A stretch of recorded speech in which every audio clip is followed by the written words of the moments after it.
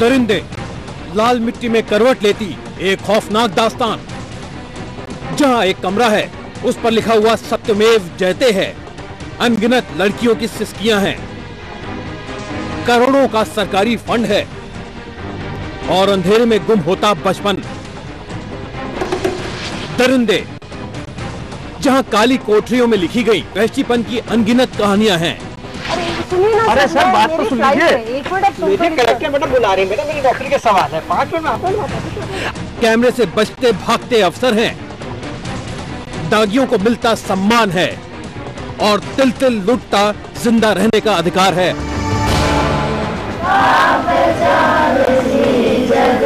देखिए और चौंकिए, हंसने खेलने की उम्र में जीती जागती लड़कियों की कौन चढ़ाता है भेंट।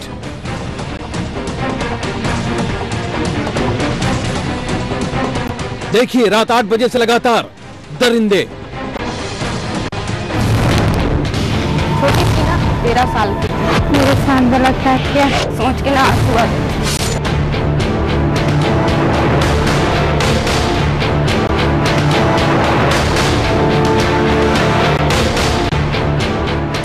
जी आपसे लेकर अगले कुछ घंटों तक लगातार हम हाजिर हैं अपनी इस पेशकश के साथ। एक ऐसी रोंगटे खड़े कर देने वाली दास्तां जिसे सुनकर आप भी हैरान रह जाएंगे, चौंक जाएंगे। दरिंदे ये वो इंसान है जो इंसान तो है, लेकिन जिनके सीने में इंसानियत नहीं होती। वो कभी जानवर बन जाते हैं तो कभी वहशी। ये कहानी है विकास के आदर्श मॉडल माने जाने वाले छत्तीसगढ़ की, जहां दरिंदों ने ना जाने कितनी बड़ी एक फौज इकट्ठा कर ली है। कुछ वक्त पहले इस राज्य से खबर आई थी। खबर यह थी कि वहां सरकारी योजना के तहत बने एक कन्या आश्रम में एक लड़की ने बगावत कर दी। उसने दावा किया कि उसे शिक्षित करने और बेहतर नागरिक बनाने के बजाय इस आश्रम में उसका यौन शोषण किया गया। दिल्ली के एक अंग्रेजी अखबार ने यह खबर छापी और बस हड़कंप मच गया। पता चला कि आश्रम की 11 बच्चियों के साथ बलात्कार किया गया था। लेकिन सच यही नहीं था। दरअसल सरकारी योजनाओं का काला अध्याय तो यहां से शुरू हुआ था। और IBN 7 की संवाददाता हमारी सहयोगी मौसमी सिंह और वीडियो जर्नलिस्ट रमा शंकर दिल्ली से सैकड़ों मील दूर छत्तीसगढ़ की उस लाल मिट्टी पर पहुंचे और उन्हें जो कुछ पता चला उसने हमें चौंका दिया। सच में यह कि ऐसे न जाने कितने सरकारी आश्रमों में रहने वाली छोटी छोटी बच्चियों को दरिंदों के सामने लूटे खसोटे जाने के लिए छोड़ दिया गया था। तो चलिए आपको ले चलते हैं हम छत्तीसगढ़ के कांकेर में, जहां छिपी है कालिक की ये कोठरी। देखिए दरिंदे।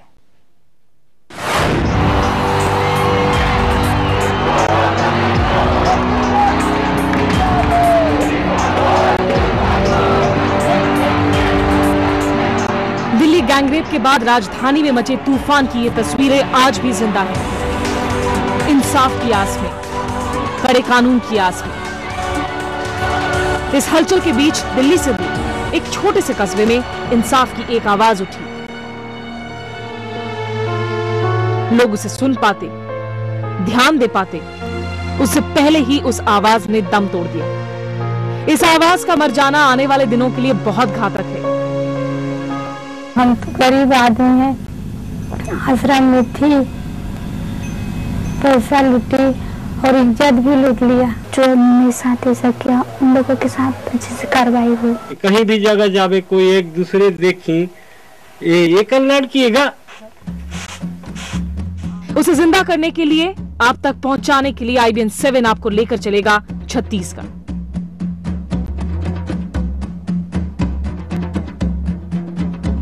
साल 2006 में यहां आदिवासी कल्याण के नाम पर सरकार ने आदर्श आश्रम और छात्रावास योजना की शुरुआत की। गरीब आदिवासियों को पढ़ाई का सपना दिखाया। लेकिन सरकारी किताब की कहानियों से हकीकत कुछ और है।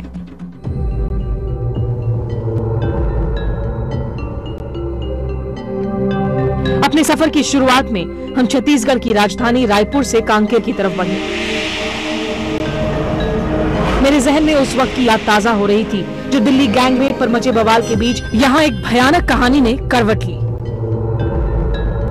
वो कहानी जिस पर ना किसी का ध्यान था, ना ही दिलचस्पी। कांकेर के झालियामारी में सरकारी आश्रम में पिछले 2 सालों से आदिवासी बच्चियों का यौन शोषण किया जा रहा था। स्कूल के टीचर और गार्ड मिलकर छात्राओं से बलात्कार कर रहे थे। जांच हुई तो 11 बच्चियों के साथ रेप की पुष्टि हुई। हल्ला मचा तो वार्डन समेत 8 लोगों को गिरफ्तार कर लिया गया। प्रशासन ने तुरंत आदिवासी लड़कियों को आश्रम से हटा दिया और मामला ठंडा पड़ गया।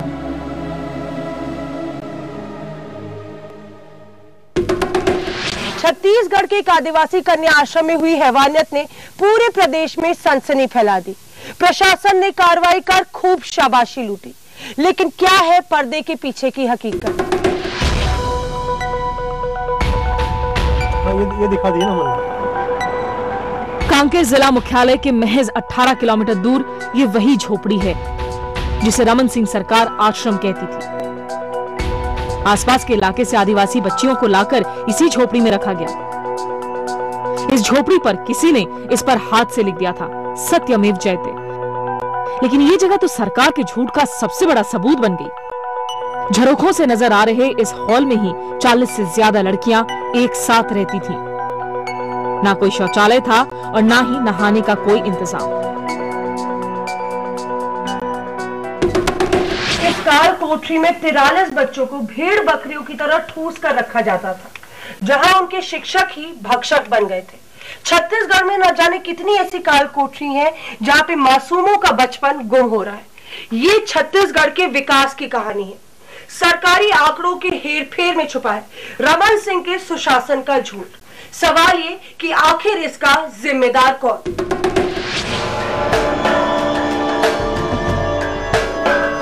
अपनी पड़ताल को आगे बढ़ाते हुए हम कांकेर के ही एक गांव में पहुंचे। इस गांव का झलियामारी आश्रम कांड से गहरा रिश्ता है। इस गांव की एक लड़की भी झलियामारी आश्रम में पढ़ा करती थी। पढ़ने में तेज थी, ए ग्रेड भी मिला करता था। लेकिन पिछले साल 14 अगस्त को उसकी मौत हो गई।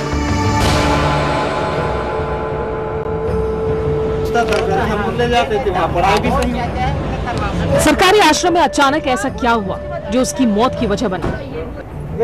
उसके गांव के लोगों और रिश्तेदारों से बात करते हुए इस सवाल का जवाब मिलना आसान नहीं था। जो आश्रम बनी है वहाँ ना तो एक बाथरूम है, न लेटरिन रूम है, न फाटक है, न कुछ है। तो इस प्रकार की जो शासन की नियम भी है तो इतना स्वीकृत हुआ बोलते हैं पैसा आश्रम बनने के लिए, और आज तक वहाँ आश्रम नहीं बना। भैया मेरे पास भयंकर प्रेशर डाले। एक मासूम अचानक चली गई। आपको क्या दबाव डाला गया था पहले? और उसके ही करीबी लोग कुछ कहना नहीं चाहते, वो दबाव में है।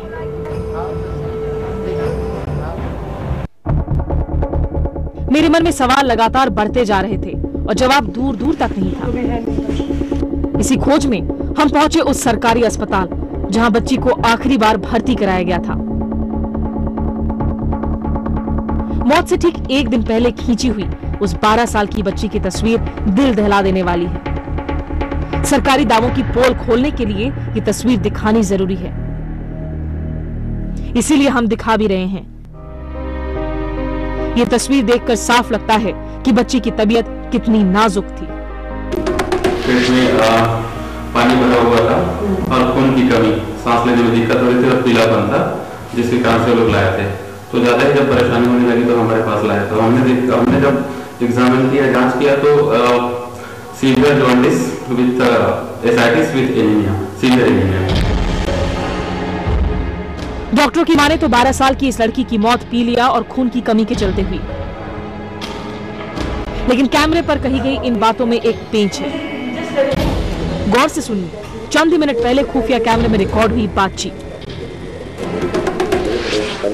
ऐसे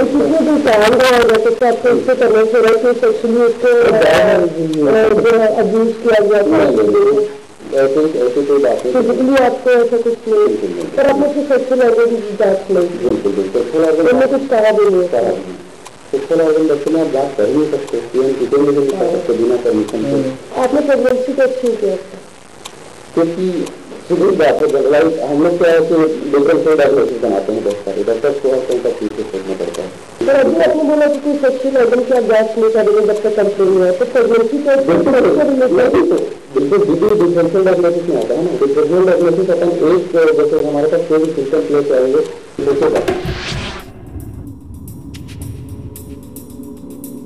यानी डॉक्टरों ने उसका प्रेगनेंसी टेस्ट भी कराया था। सवाल ये कि आखिर क्यों? इस सवाल का जवाब मिलना मुश्किल है, क्योंकि ना तो जिला प्रशासन ने इस मामले की जांच कराई और ना ही बच्ची का पोस्टमार्टम कराया गया। लेकिन बच्ची की मौत के बाद यह सवाल गांव वालों के सामने दब नहीं पाए। हम एकदम बेकार लगी से, वैसे भी हम झलिया मारी जाके पता करें। हाँ। तो यहाँ बताइए इसकी पहले से होत रही से, बहुत पहले से होत रही, 2-3 बार ऐसे हो चुके रही, 16 दबाव कर डाली पैसा वैसा लेके सरपंच पटेल में। उन्हें शक हुआ और धीरे धीरे झालियामारी आश्रम की परतें खुलनी शुरू हो गई। हमारे बच्चे है तो झलियामारी स्कूल में पढ़त रही से, वहाँ ऐसे दवा करी से हमारे बस्ती भर के हमारा एकदम नाराज हो गए हैं। अब हाल ये है कि उस मासूम के गांव के लोग अपने बच्चों को सरकारी आश्रम में भेजने के लिए तैयार नहीं। हमारी हमार बच्चा पढ़त रही ने, जब रफा दफा हुई से ना तब हम वहीं पढ़ा सकूं, हम आश्रम भेजन के नहीं, हमारे बच्चे मन बा अटेसी होना, हम गाँव में पढ़ाबो।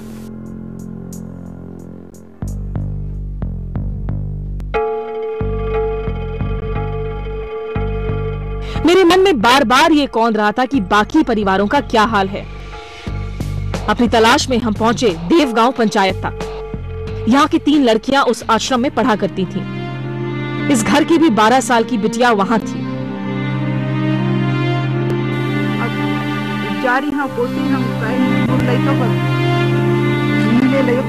लेकिन जैसे ही मैंने उसकी बात छेड़ी, माँ के आंसू छलक पड़े।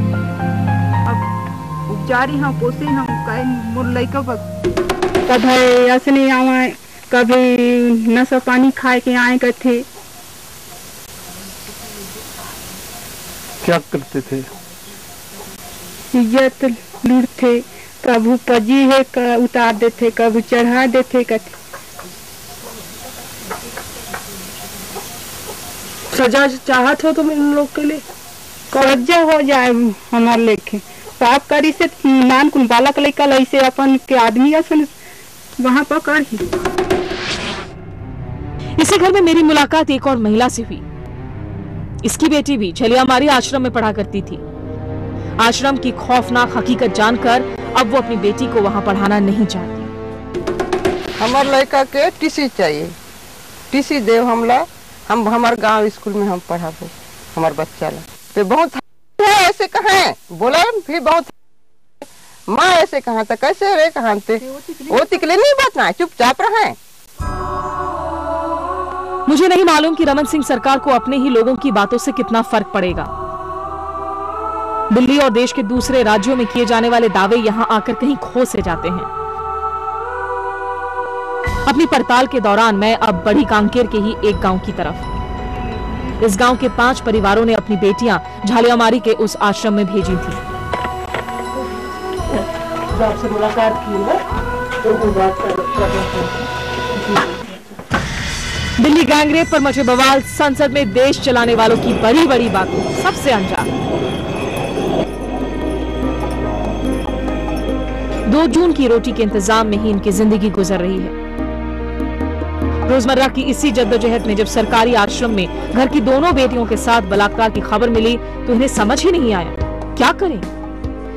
बेटियों से 1-2 बार मुलाकात हुई है, लेकिन अब तो आश्रम से जुड़े लोग उनसे मिलने भी नहीं देते। तो आपको अपनी लड़की की चिंता नहीं होती है? चिंता है, लेकिन मत दाना बोल दिया है कि देख रहे हो कौन लोग करेंगे, पढ़े लोग करा रहे हैं। बोल दिया है कि चिंता मत करना पड़ेगा अपना बच्चे। ये कैसा सिस्टम है, कैसा देश है जहां बलात्कार पीड़ित बच्चियों को अब परिवार से ही मिलने से रोका जा रहा है। मेरे लिए ये बातें चौंकाने वाली थी। दूसरी ओर 4th क्लास में पढ़ने वाली बच्चियों पर इतनी बंदिश क्यों? इस घर ने, इस परिवार ने एक नया सवाल मेरे मन में पैदा किया।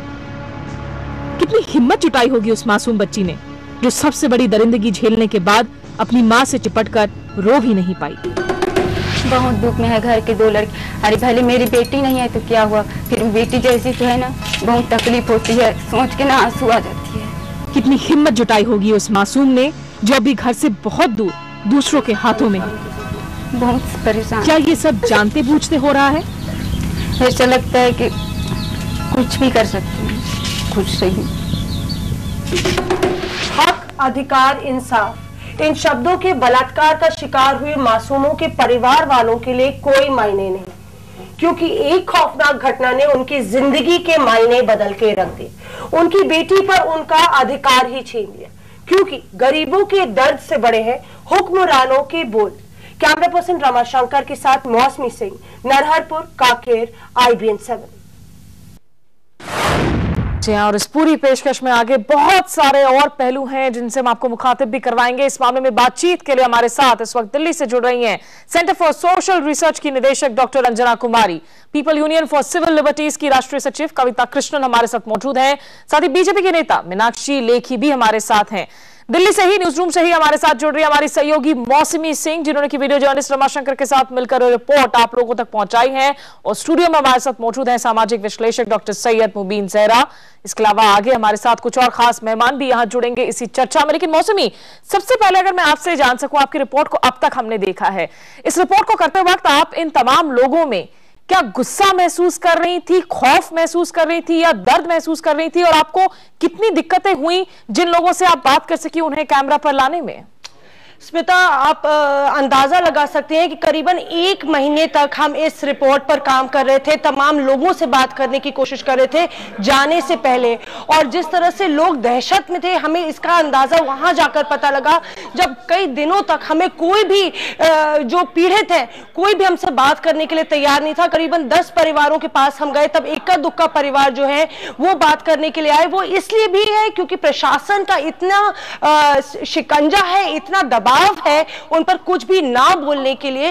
वाकई में काफी चौंका देने वाला था, दिल दहला देने वाला था। और सबसे बड़ी बात यह है कि उनके पास जब हम गए तो उनको इस पूरी जितनी बड़ी त्रासदी हो रही है, जितना हंगामा दिल्ली में हो रहा है, उस सब से ये लोग अनजान थे। ये सिर्फ एक वक्त की रोटी के लिए मशक्कत करते हैं, अपनी बच्चियों को वहां भेजते हैं ताकि एक वक्त की रोटी उनके बच्चियों को मिल सके, और उनको उनके दुख का कोई अंदाजा नहीं था। इतने दहशत में थे, इतने गुस्से में थे। और आप ये सोचिए कि ये आदिवासी परिवार है, सरकार की करोड़ों की योजनाएं देश के आदिवासियों के लिए जो है वो डायरेक्ट की जाती है। करोड़ों स्टेट स्कीम्स जो हैं आदिवासियों के वेलफेयर के लिए हैं।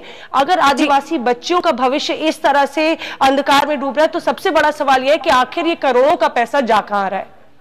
मीनाक्षी, क्योंकि आप बीजेपी की नेता भी हैं, जानी मानी वकील होने के अलावा, जिस दरिंदगी का हम खुलासा कर रहे हैं, दरअसल हम फॉलो अप भी कर रहे हैं साथ ही साथ, क्योंकि इस खबर को मीडिया ने काफी तूल भी दिया था। 8 लोग गिरफ्तार किए गए, 11 बच्चियों की बलात्कार की पुष्टि भी हुई, लेकिन उसके बावजूद छत्तीसगढ़ सरकार की संवेदनहीनता क्या साफ नहीं दिख रही है?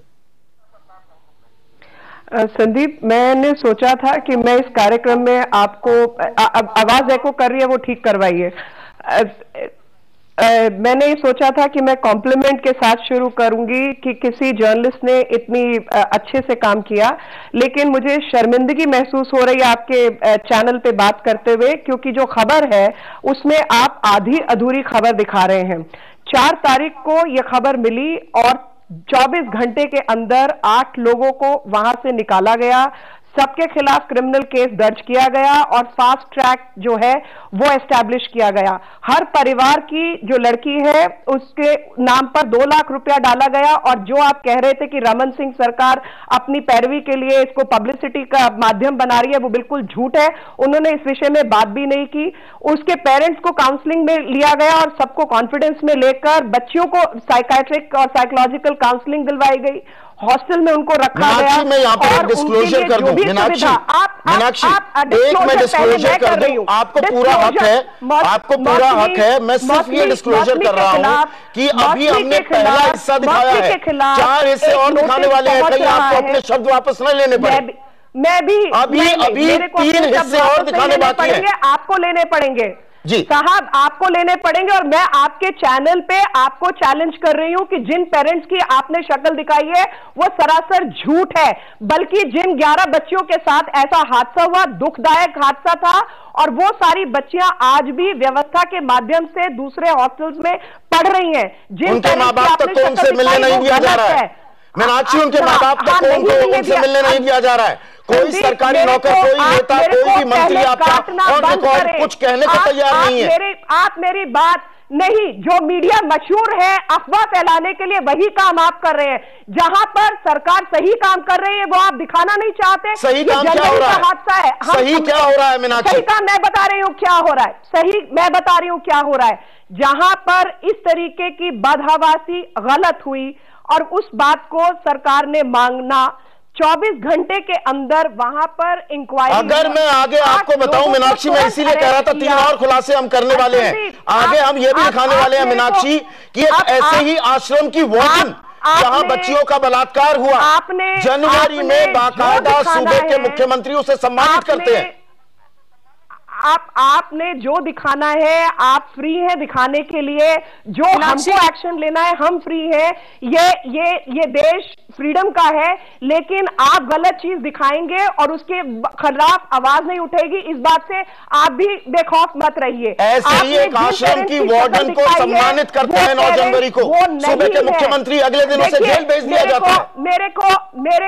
वो वार्डन जो इस हादसे में शामिल है उस वार्डन के खिलाफ नेग्लिजेंस को लेकर अरेस्ट किया गया है, उसको नौकरी से निकाला गया है। नहीं निकाला गया, जेल में रहते हुए। आपकी जानकारी अधूरी है मीनाक्षी, माफी के साथ कहना चाहूंगा, आपकी जानकारी अधूरी है।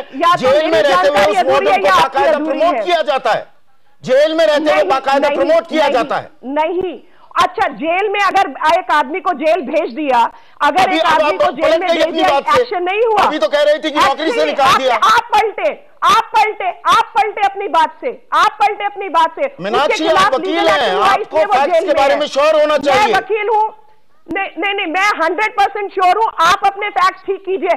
आपने जनता को बताया कि उस महिला को जेल में भेजा गया वार्डन को? आपने नहीं बताया। मीनाक्षी, मैंने इसीलिए बीच में कहा कि डिस्क्लोजर कर रहे हैं। अभी हम 3 खुलासे और करने वाले हैं, 3 खुलासे और।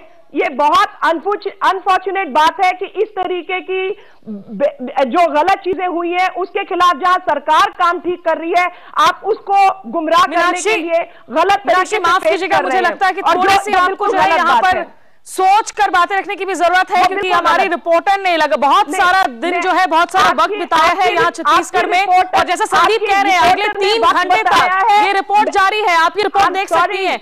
इससे पहले कि मैं दूसरे पैनलिस्ट के पास जाऊं, मौसमी, आप इस वक्त सुन रही हैं मीनाक्षी लेखी जिस तरीके से कह रही हैं कि ये जिन लोगों को दिखाया गया है वो लोग गलत हैं, वो सही केसेस नहीं है। आपके इनिशियल रिएक्शन इस पर हम लेना चाहेंगे। मुझे बहुत दुख हो रहा है जिस तरह से मीनाक्षी लेखी ने पूरी रिपोर्ट पे सवाल उठाया है। हम उम्मीद कर रहे थे कि कुछ जिम्मेदारी से ये रिपोर्ट को देखेंगी और शायद कुछ हालात छत्तीसगढ़ में सुधार सकेंगे। जिस तरह से छत्तीसगढ़ सरकार की पूरे पब्लिक प्रोपेगेंडा की आवाज कर रही है, शायद उसी से मीनाक्षी लेखी एक मिनट पहले हम, क्योंकि हमारी मेहमान है मीनाक्षी, उनकी पूरी बात सुनते हैं।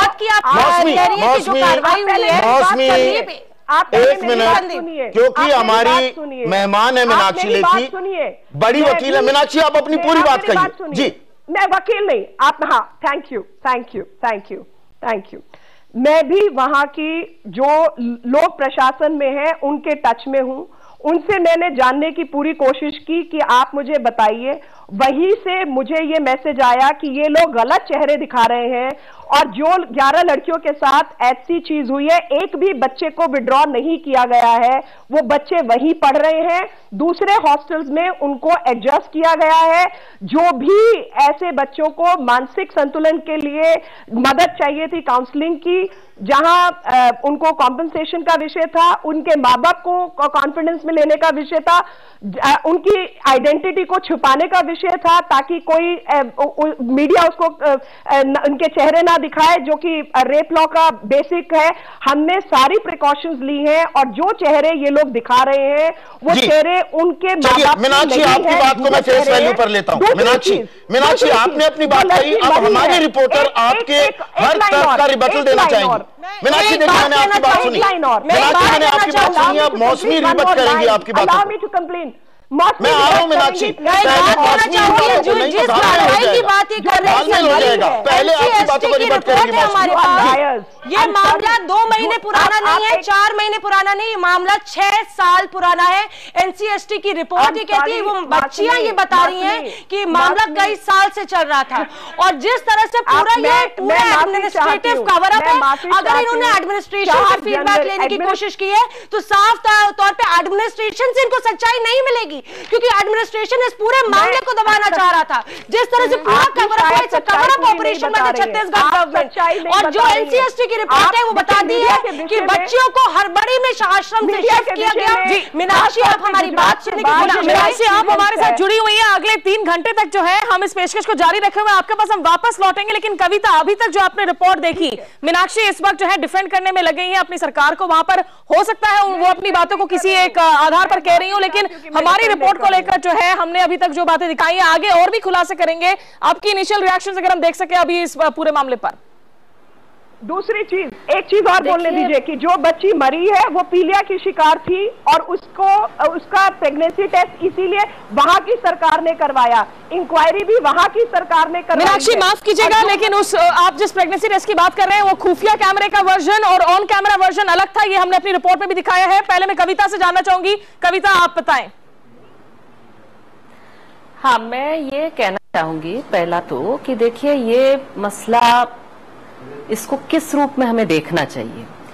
पहला तो ये बात है कि वहां आदिवासियों का छत्तीसगढ़ में जो हालात हैं वहां पर, जिसमें आतंकवाद से युद्ध के नाम पर, माओवाद से युद्ध के नाम पर जिस तरह के हालात हैं, जहां पर ढेर सारे आदिवासी महिलाओं के साथ रेप की घटनाएं, हिंसा की घटनाएं, इंक्लूडिंग पुलिस कस्टडी में छत्तीसगढ़ पुलिस के गैलेंट्री अवार्ड पाए गए एसपी अंकित गर्ग द्वारा सोनी सोरी का जो रेप का आरोप है, जो कि मेडिकली भी प्रूव हो चुका है, उसके शरीर के गुप्तांगों में पत्थर पाए गए, ये हालात है हमारे सामने।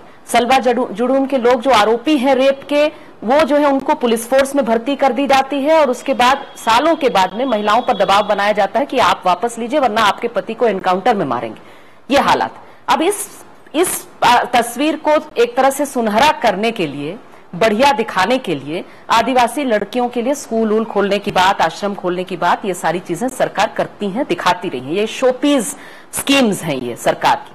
अब इस तरह के एक शोपीस स्कीम में, एक तरह के बहुत ही हाई प्रोफाइल स्कीम में हम पाते हैं कि 4 साल से, कम से कम 4 साल से, आपकी रिपोर्ट के अनुसार शायद ये ज्यादा है, बच्चियों का वहां पर पूरे सिस्टमैटिक तरीके से बड़ा। देखिए, अगर एक घटना होती, एक बच्ची के साथ होती, तो शायद हम समझ पाते, हम मान पाते कि भाई किसी की गलती है, लेकिन ये तो है कि वो पूरा तंत्र ही एक तरह से लड़कियों का शिकार करने के लिए वो तंत्र था।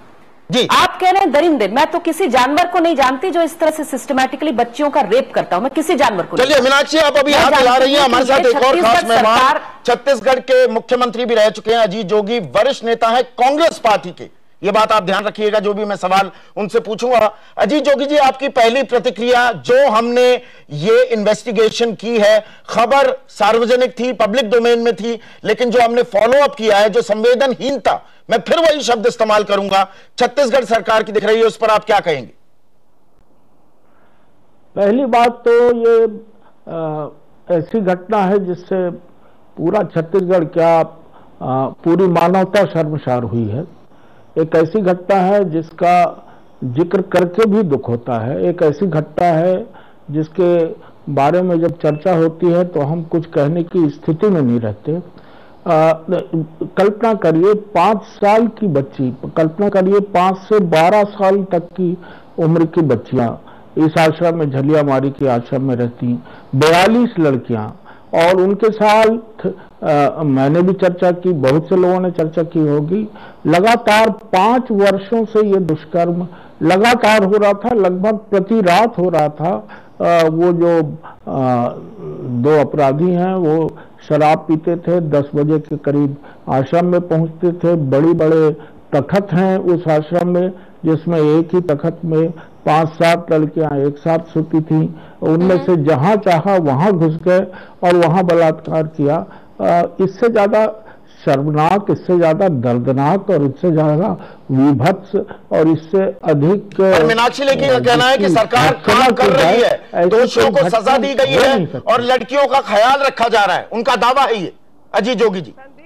संदीप देखिए, सरकार तो ये कहेगी ही, पर सच्चाई सबके सामने है, सबने देखा है, मैंने अकेले ने नहीं देखा है, पूरे मीडिया ने देखा है, एनजीओज ने देखा है, आपके IBN 7 ने बहुत मेहनत की है और पूरी इस पर एक रिसर्च की है और हम सबके सामने पूरी तस्वीर लाई है। इसको कोई इसको नकार नहीं सकता। और गिरफ्तारी हुई है, जुर्म दर्ज हुआ है, जेल में गए हैं, ये तो स्वयं सिद्ध है। रेप हुआ, इस पर से तो कोई इनकार नहीं कर रहा। नहीं, वो बात आपकी ठीक है, लेकिन डॉक्टर रंजना कुमारी, 8 लोग गिरफ्तार हुए, 11 बलात्कार की पुष्टि हुई, उसके बाद 1 महीना मौसमी सिंह छत्तीसगढ़ में लगाती है और जो तस्वीर सामने आ रही है, क्या वो रोंगटे खड़ी करती है आपके? देखिए संदीप, ये मामला बहुत गंभीर है और मैं चाहती हूँ कि राजनीतिक रंग देने के पहले वास्तविकता में, और मैं स्वयं मैं फोन से किसी से नहीं पूछ के मैं आपको कांकेर, कोंडागांव, नारायणपुर, इन सब इलाकों का दौरा करने के बाद मैं आपको कुछ बातें कहना चाहती हूँ। सबसे बड़ी बात है कि ये किस तरह के बनाए गए, जो झोपड़ियां बनाई गई हैं बिना बाथरूम के, मानवता के प्रति अपराध है। अगर आप 43 बच्चों को एक साथ उस छोटी सी कोठरी में बिना किसी बाथरूम को, और ये एक नहीं है, आप पूरे राज्य में घूम लीजिए, जगह जगह आदिवासी शिक्षा के नाम पर, लड़कियों की शिक्षा के नाम पर इस तरह की जगह बनाई गई है। ना वहां बेसिक सर्विसेज हैं, ना वहां पर एक ह्यूमन, एक इंसान के रहने की जो जरूरतें हैं उनकी भी वहां पूर्ति नहीं की जा रही है।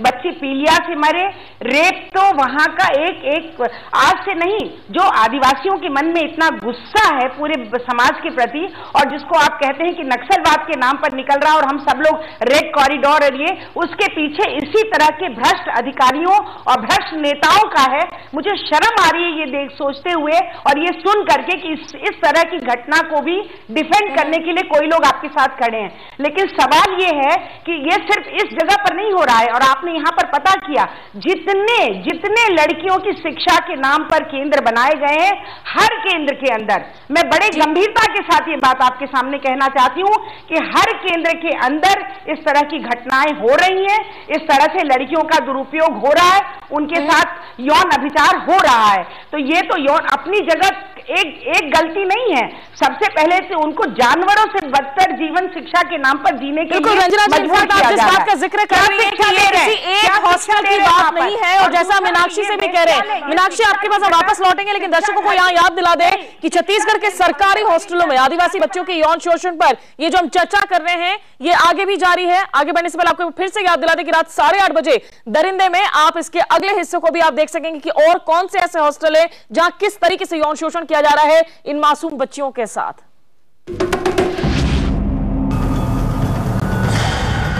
दरिंदे में आगे है, छत्तीसगढ़ के आदर्श आदिवासी आश्रम के दरवाजों पर क्यों लग गया है ताला, आखिर क्या छुपा रहा है प्रशासन।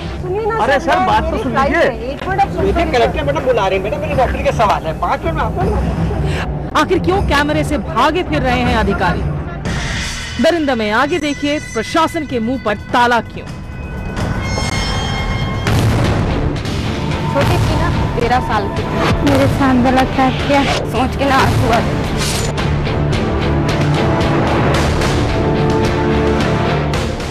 आप देख रहे हैं दरिंदे, हमारी खास पेशकश जो दिखा रही है छत्तीसगढ़ में आदिवासी गरीब बच्चियों की यौन शोषण की चौंकाने वाली कहानी।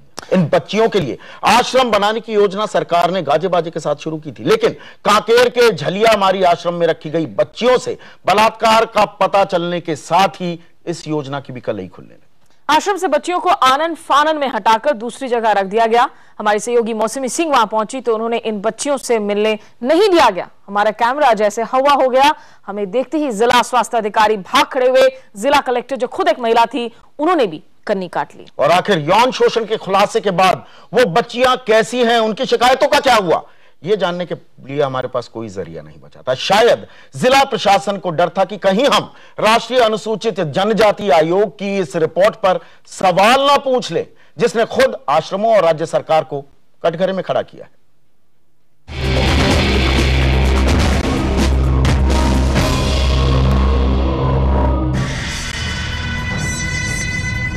आश्रम पीड़ित बच्चियों के परिवार से मुलाकात करने के बाद मैं बहुत से सवाल लिए हुए उस जगह के लिए निकली जहां झलियामारी आश्रम पीड़ित लड़कियों को रखा गया है। मुझे जानना था कि क्यों लड़कियों को अब उनके परिवार से मिलने नहीं दिया जाता, क्यों सबसे दूर कर दिया गया है। करीब 1 घंटे के सफर के बाद मैं पहुंची मरका टोला।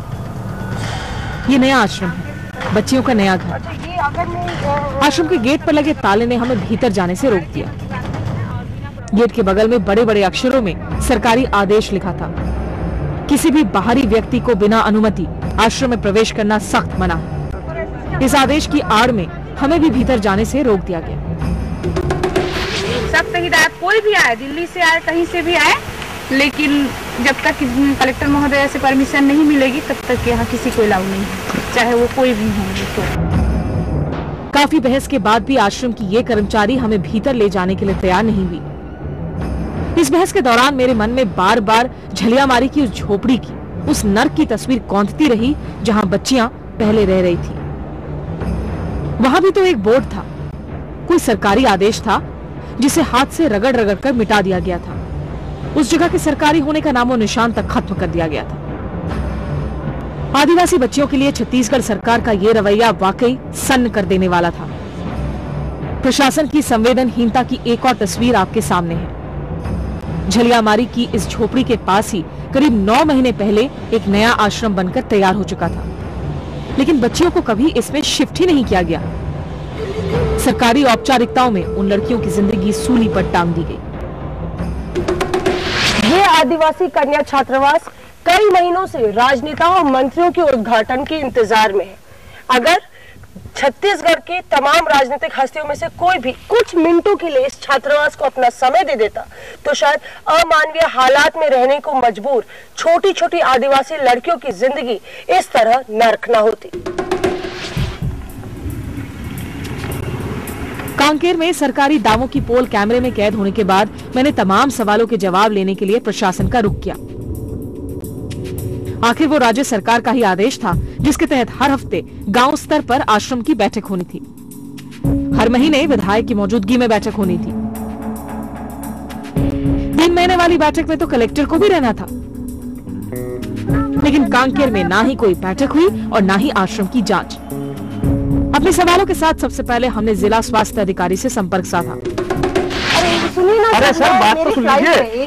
मेरे कलेक्टर मैडम बुला रहे हैं, मैडम मेरी नौकरी के सवाल है, 5 मिनट में आपको ना। आश्रम में बच्चियों की सेहत के जिम्मेदार यही हैं, लेकिन कैमरा देखते ही जिले के इस बड़े अफसर को अपनी नौकरी जाने का खतरा नजर आने लगा। आप ऑफिस से अपने मिलेंगे।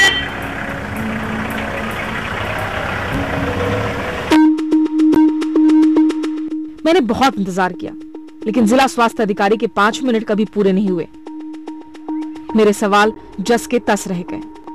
आखिर आश्रम में छात्रों की सेहत की हर हफ्ते जांच क्यों नहीं की गई? आखिर डॉक्टरों को आश्रम में 2 साल से हो रहे यौन शोषण की भनक क्यों नहीं लगी? आखिर क्यों एक बच्चे की मौत के बाद उसका पोस्टमार्टम नहीं कराया गया? ये सवाल झलियामारी आश्रम कांड के बाद और भी अहम हो गए हैं। खुद राष्ट्रीय अनुसूचित जनजाति आयोग ने अपनी रिपोर्ट में कहा था कि राज्य के सरकारी आश्रमों में जरूरी सुविधाओं की कमी है, बच्चों की सेहत पर ध्यान नहीं दिया जाता, उन्हें साफ सुथरे माहौल में नहीं रखा जाता। इस रिपोर्ट में तो झलियामारी आश्रम कांड के लिए सीधे राज्य सरकार को जिम्मेदार ठहराया गया था। साफ कहा गया था कि झलियामारी आश्रम में रह रही बच्चियों का यौन शोषण रोकने में राज्य सरकार नाकाम रही। आरोपियों के खिलाफ सही धाराओं में मुकदमा नहीं दर्ज किया गया और पीड़ित बच्चियों को बहुत हड़बड़ी में आश्रम से हटाया गया। सरकार को कटघरे में खड़ा करती रिपोर्ट के अलावा कांकेर में मैंने जो कुछ देखा उसके जवाब इलाके की कलेक्टर ही दे सकती थी। मैंने कई बार उनसे संपर्क करने की कोशिश की, लेकिन दफ्तर से टकासा जवाब दे दिया गया कि मैडम राउंड पर हैं। वो लगातार मीटिंग्स में, उनका कहना है कि वो लगातार मीटिंग्स में व्यस्त है और जरूर होंगी, कलेक्टर है जिले की, पर हमारे लिए वो पिछले 4-5 दिन में 2 मिनट का वक्त नहीं निकाल पाएंगे। इसमें झलियामारी आश्रम कांड के बाद हकीकत यह है कि पीड़ित लड़कियों से मिलने नहीं दिया जा रहा और अफसर बात करने के लिए तैयार नहीं। सर बात तो सुन लीजिए, कलेक्टर मैडम बुला रही है, मैडम मेरी नौकरी के सवाल है, 5 मिनट में आपको। IBN7 ने जब इस मामले पर खुद मुख्यमंत्री रमन सिंह से बात की तो रटा रटाया जवाब मिला कि कार्रवाई हुई है। जो मैक्सिमम जो सबसे ज्यादा से ज्यादा IPC के ऐसे अपराध में धारा लग सकते हैं उसको लगाया गया, बर्खास्तगी अंतिम होती है, बर्खास्त किया गया। यहाँ निगरानी समितियां तो सिर्फ कागजों पर है, ना कोई मॉनिटरिंग मैकेनिज्म और ना कोई इंस्पेक्शन टीम। राज्य सरकार के आदर्श आश्रम में जब भेड़िए नोच नोच कर उन आदिवासी लड़कियों को खा रहे थे, उस समय गांव से लेकर जिला स्तर तक, कलेक्टर से लेकर सांसद तक सब अपनी जिम्मेदारी से आंख मूंदे बैठे थे। सवाल ये कि क्या ये तमाम नेता और नौकरशाह इन गरीब आदिवासी लड़कियों के गुनहगार नहीं? क्या इन पर कार्रवाई नहीं होनी चाहिए? कैमरा पर्सन रमाशंकर के साथ मौसमी सिंह, काकेर, IBN7।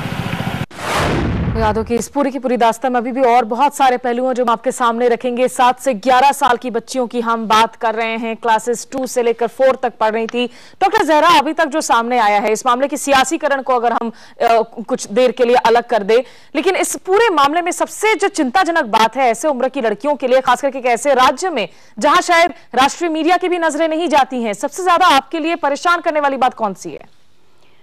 देखिए, जब मैं ये बहस सुन रही थी अब कुछ देर पहले, और उसके साथ साथ पिछले दिनों जिस तरह की हालात महिलाओं के लिए हमारे देश में बने हैं, मुझे लगता है हम बिल्कुल बेहिस हो चुके हैं। हम रेप शब्द सुनने के आदी हो गए हैं। हम ये नहीं सुनना चाहते कि हमसे कहाँ गलतियां हुई हैं और उन गलतियों को सुधारने की कोशिश भी नहीं करना चाहते। इस केस में जो मुझे अभी डिटेल में नहीं पता है, लेकिन जो नजर आ रहा है, मुझे कुछ बातें नजर आ रही हैं। मुझे लगता है कि प्रशासन ने एक्सेप्ट किया है कि कहीं ना कहीं गलती हुई है। तो जब आपने एक्सेप्ट किया है तो, और सजा भी दी गई है, ये कहा जा रहा है कि सजा भी मिली है लोगों को, तो मुझे लगता है कि प्रशासन को जब कोई योजना वो स्टार्ट करते हैं, कोई योजनाएं शुरू होती हैं, एक आदर्श आश्रम आपने बनाया है और वहां पे अगर इस तरह की चीजें हो रही हैं तो उस पर बहुत ज्यादा मॉनिटरिंग की जरूरत है। बहुत ज्यादा एक सख्त एटीट्यूड प्रशासन का होना चाहिए कि इस तरह के हालात ना क्रिएट किए जाएं।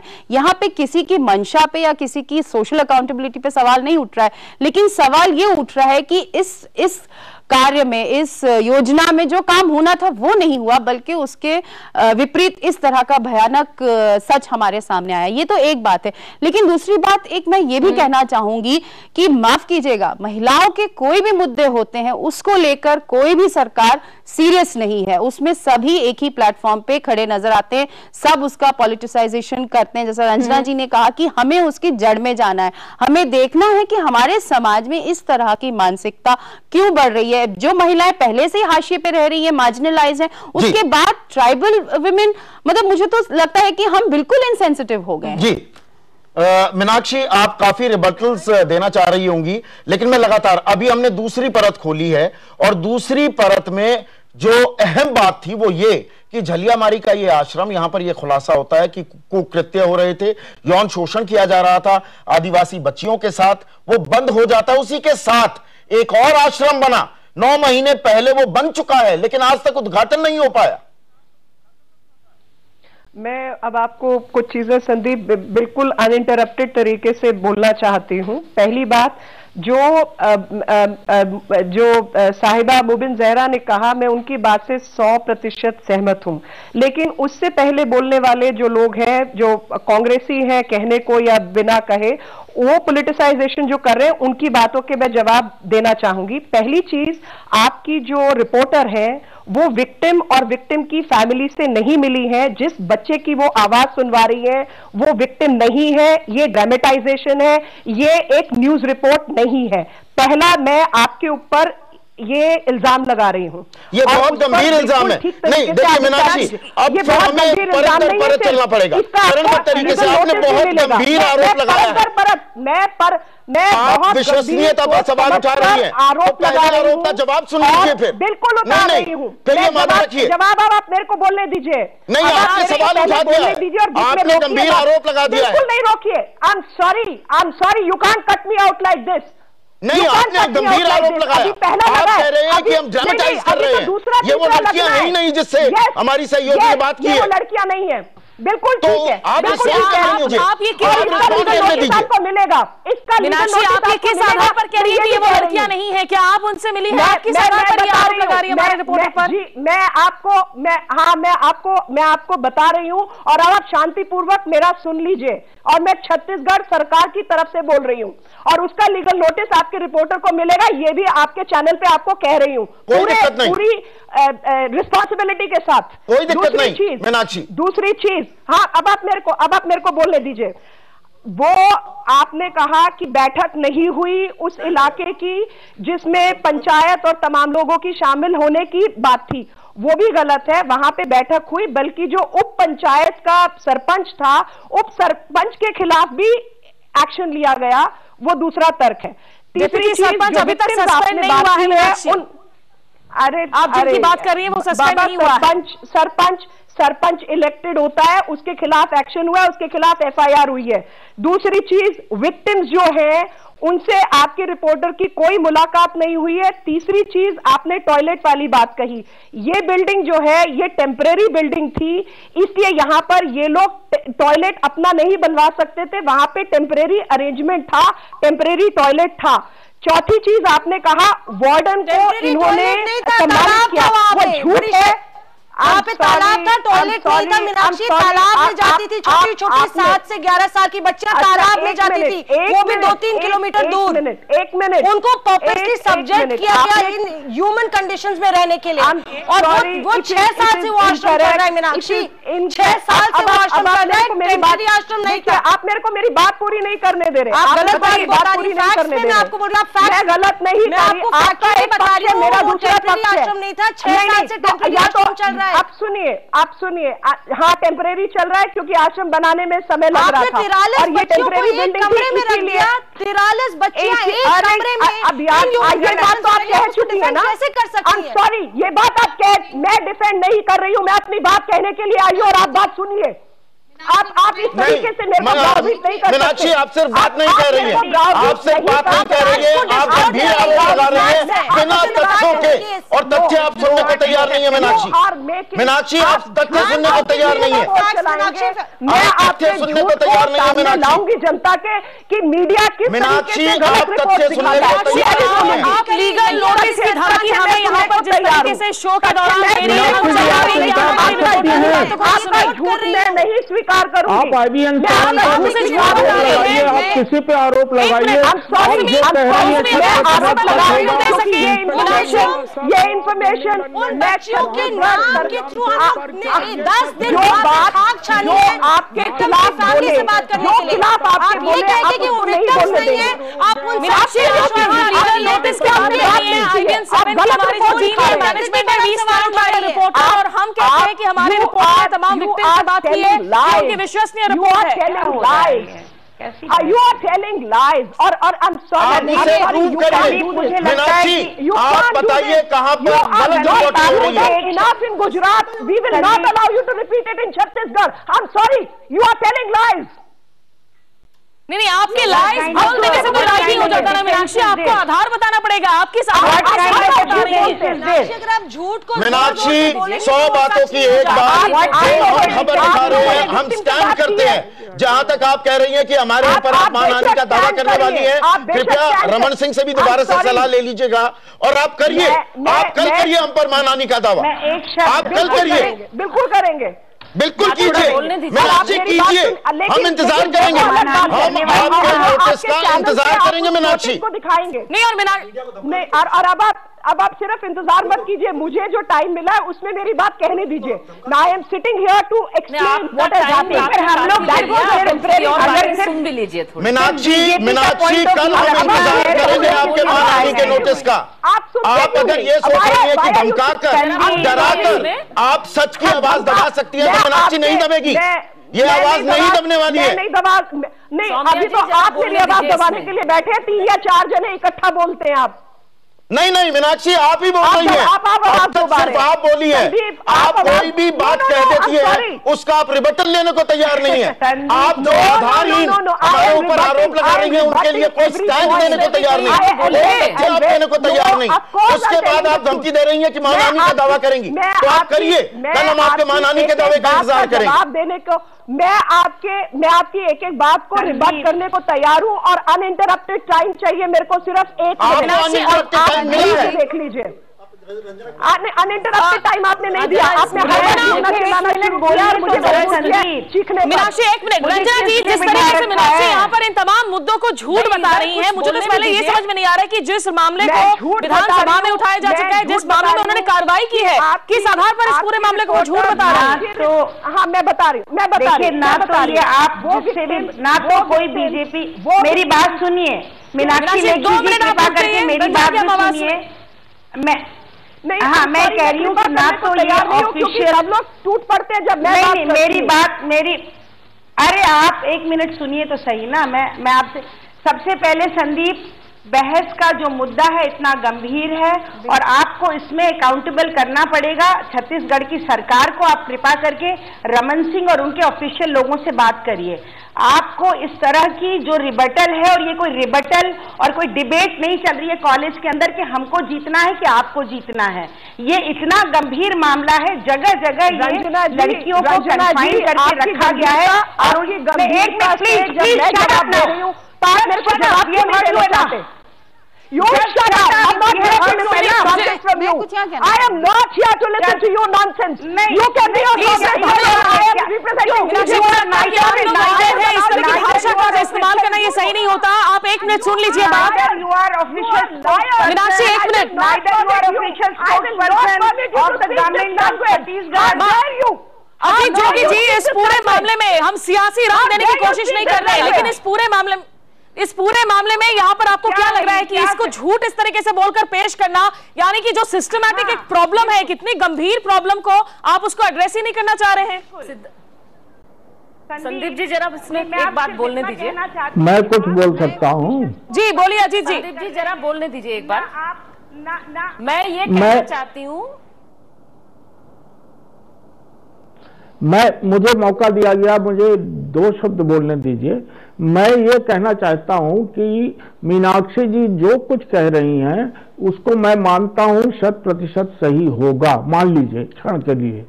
पर उन्होंने कहा कि बाथरूम की व्यवस्था थी, उन्होंने कहा कि इंस्पेक्शन होता था, उन्होंने कहा सरपंच को गिरफ्तार कर लिया गया, उप सरपंच को, ये सब सच है। मीनाक्षी जी जो कह रही वो सब सच है, पर सबसे बड़ा सत्य जो हमको घूर कर देख रहा है, जो सुलगता हुआ अंगारे की तरह सच है, वो ये सच है कि इन मासूम बच्चों के साथ जो 5 साल से 13 साल की उम्र की थी, 42 बच्चों के साथ लगातार 5 वर्ष तक बलात्कार हुआ और किसी के कान पर जू नहीं रहेंगी, सब व्यवस्थाएं रही होंगी, उसके बावजूद ये हुआ, ये तो सच है। आपकी सरकार ने खुद गिरफ्तारी की है, आपकी सरकार ने खुद मुकदमा चलाया, आपकी सरकार ने खुद विधानसभा में स्वीकार किया है कि हाँ बलात्कार हुआ। मुख्य विषय तो ये है, ये विषय नहीं है कि वहां पर बाथरूम था कि नहीं, ये विषय, ये तो सेकेंडरी बातें हो गई। प्राइमरी बात, जो प्रमुख बात और मुख्य बात है कि क्या हम सबके लिए ये शर्मनाक बात नहीं है, क्या हम सबके लिए ये दर्दनाक बात नहीं है कि एक ही आश्रम में नहीं, झलियामारी में, मैं दावे के साथ कहता हूं, हमारे एनएसयूआई और युवक कांग्रेस की लड़कियों ने पूरे प्रदेश का उसके बाद सर्वेक्षण किया और ये पाया कि 36 आश्रमों में ऐसी घटना होना स्वीकार किया बच्चियों ने। और बालोद में तो के साथ कहना चाहूंगा, इसमें हम राजनीति ना तलाशें, अगर हम इसमें राजनीति ना तलाशें तो बेहतर होगा। प्रदेश की आप एनएसयूआई की बात करने लगेंगे तो मैं हरियाणा सरकार का उदाहरण आपको देने लगूंगा। उसको गिरफ्तार करना, अपना घर में रोहतक में क्या हुआ, आप ही के दोस्त हैं, आपके सहयोगी हैं, करा रही थी, वहां पर क्या हुआ। हम राजनीति ना तलाशें। कविता आपको जोड़ना चाह रही थी। जी मैं आपकी अंतिम बातें नहीं। कविता आपको हमारी आवाज मिल रही है? ऐसा हुआ। कविता क्या आप तक हमारी आवाज मिल रही है? कविता को शायद यहाँ आवाज नहीं पहुंच रही है। डॉक्टर जहरा, यहाँ पर जो इस मुद्दे को, एक गंभीर मुद्दे को इस तरह से तू मैं की एक बहस में हम तब्दील नहीं करना चाहते हैं, लेकिन इस मुद्दे का जो अहम पहलू है कि आखिरकार इस तरह की बच्चियों के साथ अगर राज्य में ऐसे वारदातों को अंजाम दिया जा रहा है, इसकी सिस्टमैटिक करेक्शन के लिए यहाँ पर गलती क्या सिर्फ एक वार्डन को और एक जो सिक्योरिटी गार्ड है उसे गिरफ्तार कर लेने से क्या आपको लगता है कि ये दोष महज इन लोगों तक सिमट कर रह जाता है? ये कहीं ना कहीं पॉइंट आउट करता है कि हायर ऑफ द लैडर भी बहुत सारी खामियां हैं। मुझे लगता है वो खामी हमें वहां नजर आती है जब हम इस मुद्दे को इनसेंसिटिवली डील कर रहे हैं, हम इस मुद्दे को पॉलिटिसाइज कर रहे हैं। मुझे लगता है कि मीनाक्षी जी, रंजना जी, कविता जी, हम सब महिलाओं के लिए काम कर रहे हैं, महिलाओं के मुद्दे को उठाते रहते हैं। मीनाक्षी जी खुद बहुत अच्छी वकील हैं, लेकिन मुझे लगता है कि जब ये मुद्दा पॉलिटिशियंस के पल्ले में चला जाता है, when it goes towards political picketing, यहाँ पे एक पॉलिटिकल पिकेटिंग नहीं होनी चाहिए। जो जोगी जी NSUI की बात करते हैं, मीनाक्षी जी उनकी बात करती हैं, छत्तीसगढ़ बीजेपी की बात करती है। मुझे लगता है कि लेट अस नॉट गो, इसमें ना जाए कि ये बात तथ्य क्या है, इसको एक की नोट मानकर, जो मौसमी ने जो रिपोर्ट बनाई है उसको की नोट मानकर महिलाओं के, वहां के ट्राइबल महिलाएं जो हैं, बच्चियां हैं, अगर उनके साथ ऐसा हुआ है तो क्यों हुआ है, किस वजह से हुआ है, उसको पॉलिटिसाइज ना किया जाए। और मैं मीनाक्षी से भी रिक्वेस्ट करूंगी कि वो अपने तौर पर इसका अपना योगदान दें और पता करें कि क्या अगर ऐसा हुआ है तो उसमें गलती किसकी है, और जिनकी गलती है उनके साथ सख्त से सख्त कार्रवाई हो। तब ये नजर आएगा कि हाँ वाकई जो हमारी गवर्नमेंट है, जो हमारे जिम्मेदार अफसरान हैं, जो लोग अच्छे ओहदे पे हैं, जिनका काम है अपना एक दायित्व निभाना, पब्लिक सर्वेंट जिसको कहा जाता है, वो काम कर रहे हैं। और एक बात मैं यहाँ बहुत उससे कहूंगी कि हर आदमी जो है अपनी नौकरी कर रहा है, लेकिन उसके साथ साथ कहीं ना कहीं हमारा सामाजिक योगदान जो है वो बिल्कुल खत्म हो गया। जैसे आपकी एक क्लिपिंग में मैंने देखा कि मुझे अपनी नौकरी बचानी है। अगर आपको अपनी नौकरी बचानी है, अगर उस बच्ची की जगह उस इंसान की बेटी होती तो उसका क्या रिएक्शन होता? मुझे लगता है कविता जो ये मानवीय पहलू उठा रही है यहाँ पर सईद मुबीन जहरा, उसके अलावा राजनीति क्या हम तलाशने लगते हैं हर बात में कि ये बीजेपी शासित राज्य है, ये कांग्रेस शासित राज्य है, महिलाओं की, बच्चियों की भावनाओं की बात है यहाँ पर, वो सर्वोपरि होनी चाहिए। बात यह है कि हम जैसे लोग तो यहाँ कांग्रेस की सरकार थी दिल्ली में तो उसके खिलाफ भी इतना ही तीखा लड़े। मीनाक्षी जी कह रही हैं कि हम कांग्रेस के पैरोकार हैं, मैं बता दूं कि हम नहीं हैं। हम महिला आंदोलन के पैरोकार हैं, हम लोकतांत्रिक आवाज हैं, हम इंसान हैं। अब यहां से मैं पूछना चाहूंगी कि अगर इन बच्चियों के साथ इतने वर्षों से जो हुआ, इसमें अगर कलेक्टर को रेगुलर मीटिंग करनी थी, आप कह रहे हैं कर रहे थे, अगर कर रहे थे, अगर लोकल एमएलए कर रहे थे और इस बात को नहीं पकड़े कि वहां इस तरह का शोषण हो रहा है, इसका मतलब वो अपना काम ढंग से नहीं कर रहे थे, वो मीटिंग ढंग से नहीं कर रहे थे। उनके खिलाफ क्या कार्रवाई हुई, ये सिंपल बात बता दें। इस तरह से यहां पर नेशनल टेलीविजन पर रिएक्ट करके सारे विरोधी स्वरों को एक तरह से दबाने की जो कोशिश है, यही तो है भाजपा, यही तो है भाजपा का शासन। छत्तीसगढ़ हो चाहे गुजरात हो, यही तो चेहरा हम लोग को दिख रहा है कि कोई भी विरोधी स्वर होगा उसको दबा दीजिए। इवन इस तरह के एक सेंसिटिव मसले पर, जहां पर छोटी बच्चियों के 5 साल तक शोषण को आप कह रहे हैं अरे हमने हटा करके दूसरे आश्रम में रख दिया है, काम खत्म, काम तमाम। काम तमाम ऐसे होता नहीं है कि आपने कहीं कोई काउंसलिंग करा दी। बात यह है कि इसके लिए छत्तीसगढ़ सरकार ने से किसकी ये हुई, आप कह रहे हैं हमने वार्डन के खिलाफ एक्शन लिया, सरपंच के खिलाफ एक्शन लिया। छत्तीसगढ़ सरकार के एजुकेशन मिनिस्टर के खिलाफ क्यों नहीं एक्शन हुआ इसके लिए? क्यों वो वहां पर रेगुलर वहां चेकअप नहीं कर रहे थे इस बात के लिए? ये सवाल मौसमी से लेना चाहेंगे। मौसमी, अगर इस पूरे हम स्कीम की सुपरवाइजरी बॉडीज की बात देखें, इसकी देखरेख के तहत जो है इस पूरी योजनाओं को चलाया जा रहा था, और क्या आपको लग रहा था कि जो कार्रवाई ली गई, इसका जवाब इस तरह से चीख चिल्ला करके नहीं दिया जा सकता? ये एक बहुत सीधी बात है, इस बात का इस तरह से चीख चिल्ला करके विरोधी स्वरों को दबा करके जवाब नहीं दिया जा सकता। ये एक बहुत ही सेंसिटिव मसला है जिस पर अगर कोई बात होनी थी तो इसके लिए अगर कोई गंभीर बात होनी थी तो छत्तीसगढ़ के कम से कम एजुकेशन मिनिस्टर को इसकी जिम्मेदारी लेकर के इस्तीफा देना चाहिए था। और उसके बाद में जो डिस्ट्रिक्ट कलेक्टर हैं, जो एमएलए हैं, जिनको आप कह रहे हैं कि नियमानुसार उनको वहां रेगुलर मीटिंग करनी थी, उन पर कार्रवाई होनी चाहिए थी कि आप कर क्या रहे थे? अगर आप अहम सवाल उठा रही हैं कविता यहाँ पर, और मीनाक्षी लगातार उंगली उठा रही है। मीनाक्षी, हमें सिर्फ हेडलाइन लेनी है, आपके पास हम लौटेंगे, आपको अपने तर्क देने होंगे। पहले हेडलाइंस। छत्तीसगढ़ में आदिवासी लड़कियों के लिए बने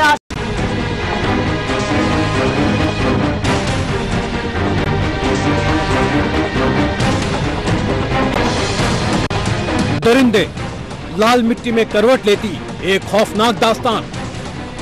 जहां एक कमरा है, उस पर लिखा हुआ सत्यमेव जयते है। अनगिनत लड़कियों की सिसकियां हैं, करोड़ों का सरकारी फंड है और अंधेरे में गुम होता बचपन। दरिंदे, जहां काली कोठरियों में लिखी गई वैश्यपन की अनगिनत कहानियां हैं। अरे सर बात तो सुन लीजिए, मेरे कलेक्टर मैडम बुला रहे हैं, मैडम मेरी नौकरी के सवाल है, 5 मिनट में आपको कैमरे से बचते भागते अफसर हैं, दागियों को मिलता सम्मान है और तिल तिल लुटता जिंदा रहने का अधिकार है।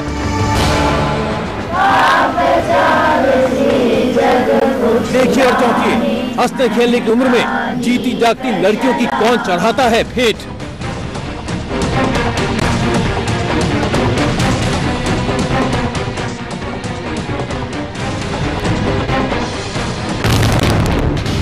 छोटी थी ना, 13 साल की थी।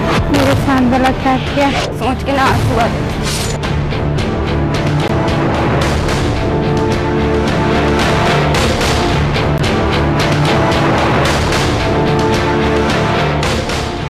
हम बात कर रहे हैं छत्तीसगढ़ की, जहां आदिवासी बच्चियों के साथ यौन शोषण किया गया और सरकार की संवेदनहीनता। यह मामला मीडिया में उछला, अखबारों में उछला, टीवी चैनल्स पर उछला, लेकिन सरकार अब भी संवेदनशीलता का परिचय नहीं दे रही है। और जो ये हम खुलासा कर रहे हैं, मेरी सहयोगी मौसमी सिंह ने लगभग 1 महीना गुजारा, छत्तीसगढ़ में अलग अलग इलाकों में गई, परिवारों से मिली, इन पीड़ित बच्चियों के परिवारों से मिली जो मूक दर्शक बनकर देख रहे हैं। कोई उनकी सुनवाई नहीं कर रहा है। और जो ये हम खुलासा कर रहे हैं, परत दर परत खोल रहे हैं, हमें दबाने की, डराने की, धमकाने की भी कोशिश की जा रही है। हमारी खास मेहमान हैं, बीजेपी की प्रवक्ता हैं, जानी मानी वकील हैं मीनाक्षी लेखी। हम पर मानहानि का मुकदमा करने का दावा भी कर रही हैं। हम ये दावा, ये चुनौती हम स्वीकार करते हैं, हम इस खबर पर स्टैंड करते हैं। पूरी तरीके से हम यही कहते हैं कि हमारी सहयोगी ने तमाम इन पीड़ितों से, इनके परिवार वालों से, इनसे मुलाकात की है, इनके दर्द को समझने की कोशिश की है और राष्ट्रीय स्तर पर, राष्ट्रीय मीडिया के जरिए हम देशवासियों को ये दिखाने की कोशिश कर रहे हैं। और छत्तीसगढ़ के अब तक हमने आपको झलियामारी इलाके की बात की, लेकिन दूसरे इलाकों में भी आदिवासी छात्राओं के लिए बनाए गए आश्रमों का क्या हाल है, ये जानने के लिए मौसमी सिंह पहुंची बस्तर के आदिवासी छात्रावास का हाल तो और भी बदहाल दिखा। और यहां की छात्राओं ने हमें बताया कि हॉस्टल में रात गई बड़ी बड़ी गाड़ियां आती थी। अब सुनिए क्या बोल रही हैं ये छात्राएं। और अगर इनकी बातों में रत्ती भर सच भी है तो ये सच छत्तीसगढ़ में सरकारी आश्रमों के तौर तरीकों पर सवाल खड़े कर रही हैं।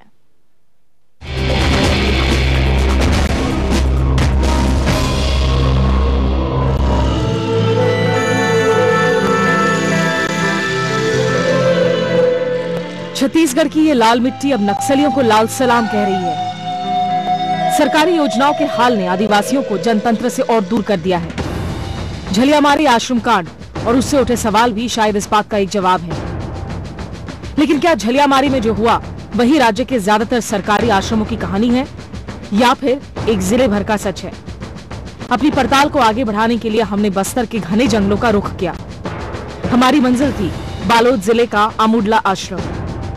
हमें पता चला था कि अमुडला आश्रम की वार्डन इस वक्त जेल में है। इसकी वजह जानने के लिए हम कांकेर से 140 किलोमीटर दूर इस आश्रम तक पहुंचे। ये वक्त बच्चों की प्रार्थना का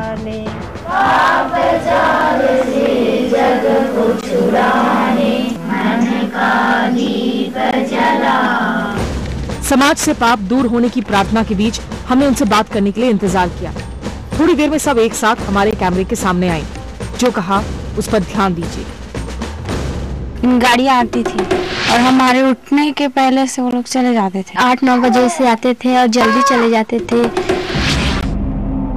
चेहरे पर डर और सहमी हुई आवाज ने हमें और उलझा दिया।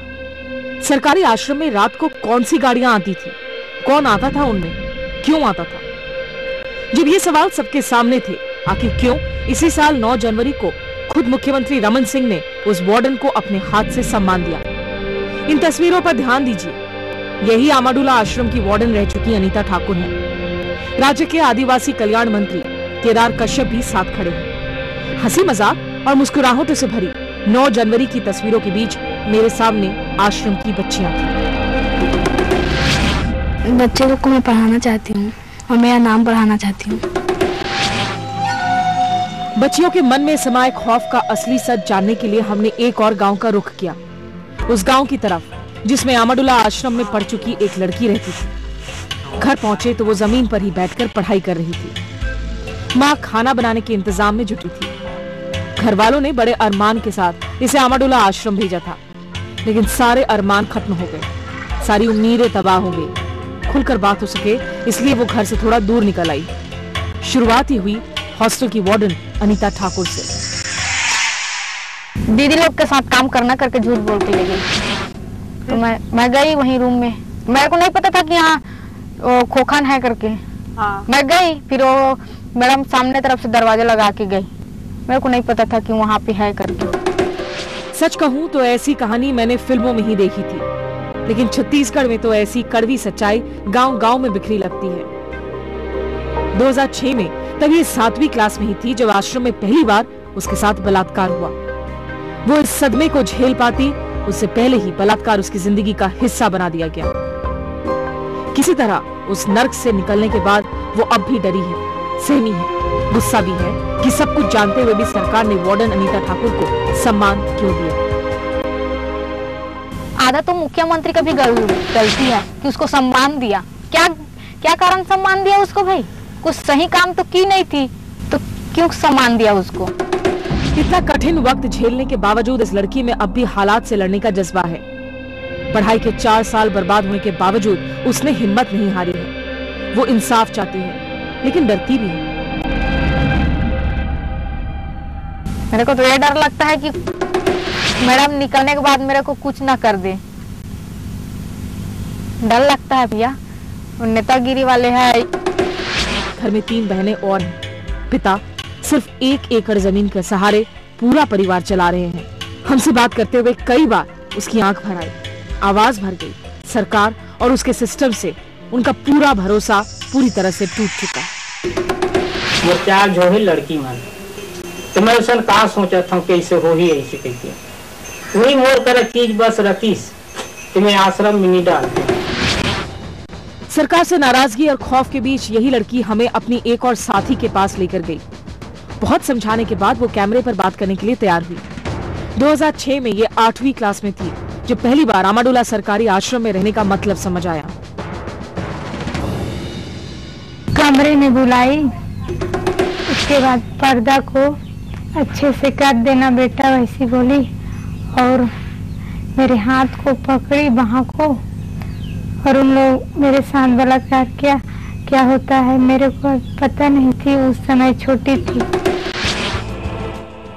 ऐसा नहीं था कि पिछले 9 साल से छत्तीसगढ़ पर राज कर रही रमन सिंह सरकार अहमदुल्ला आश्रम की हकीकत से अनजान थी। अपनी पड़ताल के दौरान हमें इसी आश्रम की 7 लड़कियों के हलफनामे मिले। इन हलफनामों में लिखे शब्दों पर ध्यान दीजिए। बाहरी लोग, असामाजिक तत्व, बालिकाओं की मांग, रात तक रुकते थे। ये कुछ शब्द इन कागजों में बार बार लिखे गए हैं। रमन सिंह सरकार भी इसे पढ़ सके, इसलिए पिछले साल जुलाई ही ये दस्तावेज उनके पास भेज दिए गए थे, लेकिन 6 महीने तक कुछ नहीं हुआ। हाँ, बलात्कार पीड़ित लड़कियों ने जनवरी में अहमदुल्ला आश्रम की वार्डन को खुद मुख्यमंत्री से सम्मान लेते हुए जरूर देखा। कितने जन की इज्जत लूटेगी, 5 लोग के हो रहे हैं बर्बाद, इज्जत लूट रहे हैं, किसी को बिगाड़ रहे हैं। जितने भी दोषी व्यक्ति हैं उसको यहाँ के शासन प्रशासन कड़ी से कड़ी सजा दे, और हम तो चाहते हैं कि ऐसे दुष्कर्म को जिंदा जला देना चाहिए। इस गुस्से का ही असर था, पीड़ित लड़कियों के धैर्य चुकने का ही असर था कि मुख्यमंत्री से सम्मान पाने के अगले ही दिन अहमदुल्ला आश्रम की वार्डन को गिरफ्तार कर लिया गया। लेकिन सवाल ये कि क्या अनीता ठाकुर सिर्फ अपने दम पर आश्रम में वो सब कुछ करवा सकती थी? सरकार ने कभी इस बात का जवाब तलाशने की कोशिश नहीं की कि रात को आश्रम में गाड़ियां लेकर कौन जाता था। आखिर किसके दबाव के चलते पीड़ित लड़कियों के हलफनामे पर 6 महीने तक कोई कार्रवाई नहीं हुई? हम लोग चाहते हैं कि सीबीआई जांच हो और अनीता मैडम को पूरे पता है कि यहाँ कौन लोग आते थे और क्या क्या नाम है और कहाँ से आते थे। अहमदुल्ला आश्रम की शिकार ये लड़कियां इस अंधेरे से निकलने के लिए खुद को तैयार कर रही हैं। घर से ही सही, पढ़ाई फिर शुरू हो गई है। सरकार से उम्मीद काफी पहले ही खत्म हो चुकी है। रही सही कसर अनीता ठाकुर को सम्मान ने पूरी कर इस बात का जवाब मैं नहीं दे पाऊंगा। मुख्यमंत्री के पास जवाब के तौर पर कुछ होना मुश्किल ही है। जांच के बावजूद, जेल में होने के बावजूद उनकी सरकार ने वार्डन अनीता ठाकुर को प्रमोशन देकर जिले का नोडल अधिकारी बना दिया है। ऐसे में न उम्मीद की गुंजाइश है, न जवाब की। ये है रमन सिंह के रामराज का सच। मासूम लड़कियों की अस्मियता के साथ खिलवाड़ करने वाली अध्यापिका को खुद प्रदेश के मुख्यमंत्री पुरस्कृत करते हैं, और जिस लड़की ने हिम्मत करके उसके साथ हो रहे उत्पीड़न के खिलाफ आवाज उठाई, उसे सिर्फ तिरस्कार मिलता है। अफसोस इस बात का है कि उसके गुनाहगारों को कड़ी से कड़ी सजा दिलाने की गुहार लगाने वाली वो सिर्फ अकेली ही है। बालोद जिले के हाल से सन्न हमारी टीम ने अब रुख किया धमतरी जिले का। रास्ते में बहुत से बच्चे स्कूल जाते नजर आए। एक उम्मीद जगी कि शायद सरकारी आश्रमों से अलग सामान्य सरकारी स्कूलों में हालात कुछ बेहतर होगा, कुछ नई तस्वीर नजर आएगी। दिल्ली गैंगरेप के बाद उमड़ी जनता के आक्रोश और आंदोलन के सुर से कोसों दूर इन नक्सल प्रभावित आदिवासी इलाकों में पीड़ित लड़कियों की राह आसान नहीं। यहाँ पुलिस प्रशासन कानून की बातें करना बेमानी है। IPN 7 की खोज हमको लेकर गई उन लड़कियों की चौखट पर जो अकेले अपने इंसाफ की लड़ाई लड़ रही हैं। इस घर में भी हमें एक बचपन खत्म होता नजर आया। घर की दीवारों में सिमटता नजर आया। करीब 3 महीने पहले की ही बात है। ये बच्ची अपने पड़ोस के गांव में स्कूली खेलकूद का कार्यक्रम देखने गई थी। वहीं साइंस के उसके टीचर ने इस बच्ची के साथ बलात्कार किया। उस दिन के बाद से ही इस बच्ची से हंसने, बाहर निकलने और पढ़ने का अधिकार छीन लिया गया। मैं बेइज्जती हो गई इस गांव में, और तो मुझे अच्छा नहीं लगता था, तो मैं स्कूल नहीं जाती थी, और जाना भी चाहती हूँ तो घर वाले जाने नहीं देते। घर में रहकर ही अब वो जितना पढ़ पाती है, जितना समझ पाती है, वो करती है। आप नहीं स्कूल जाऊंगे ऐसे बोलते थे तो गाली देते थे, मत जाओ ऐसे बोलते थे, वहाँ जाकर करोगे फिर क्या। मन में हर वक्त एक बात चलती है, काश वो किस्मत की लकीरों को बदल सकती, वक्त को रोक सकती, अपने अतीत को मिटा सकती। वो रोज स्कूल के लिए तैयार होती है, इस आस में कि एक दिन घर की कैद से निकलकर बाहर पढ़ने जाएगी, लेकिन वो दिन अब तक नहीं आया है। मैं अच्छे से पढ़ूं और कुछ करके दिखलाऊं, और जो मेरे साथ ऐसा किया उन लोगों के साथ अच्छे से कार्रवाई हुई। बिटिया के साथ बलात्कार ने इस परिवार को पूरे गांव से काट दिया है। वारदात के 1 महीने बाद पुलिस ने उस आरोपी टीचर को गिरफ्तार तो कर लिया, लेकिन असली सजा ये बच्ची ही भुगत रही है। इस इलाके में ना जाने कितनी ऐसी बेटियां हैं जो इसी तरह घर में कैद कर दी गई हैं। सरकारी आश्रमों की भयानक कहानियां, स्कूल के ही शिक्षकों का वहशीपन उन्हें आगे नहीं बढ़ने देता। रही सही कसर आदिवासी समाज का झंडा उठाने वालों ने पूरी कर दी है। इस मामले में भी गांव वालों ने बलात्कार के बाद पीड़ित के परिवार को चुप्पी साधने को कह दिया था।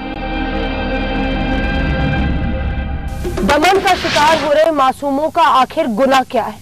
गुनाह है तो यहाँ के शासन और प्रशासन तंत्र का, जिसकी अनदेखी और संवेदनहीनता ने शिक्षा के मंदिरों को वैश्यपन का अड्डा बनाकर रख दिया है, जहां न जाने कितने मासूमों की जिंदगियां बर्बाद हो रही हैं।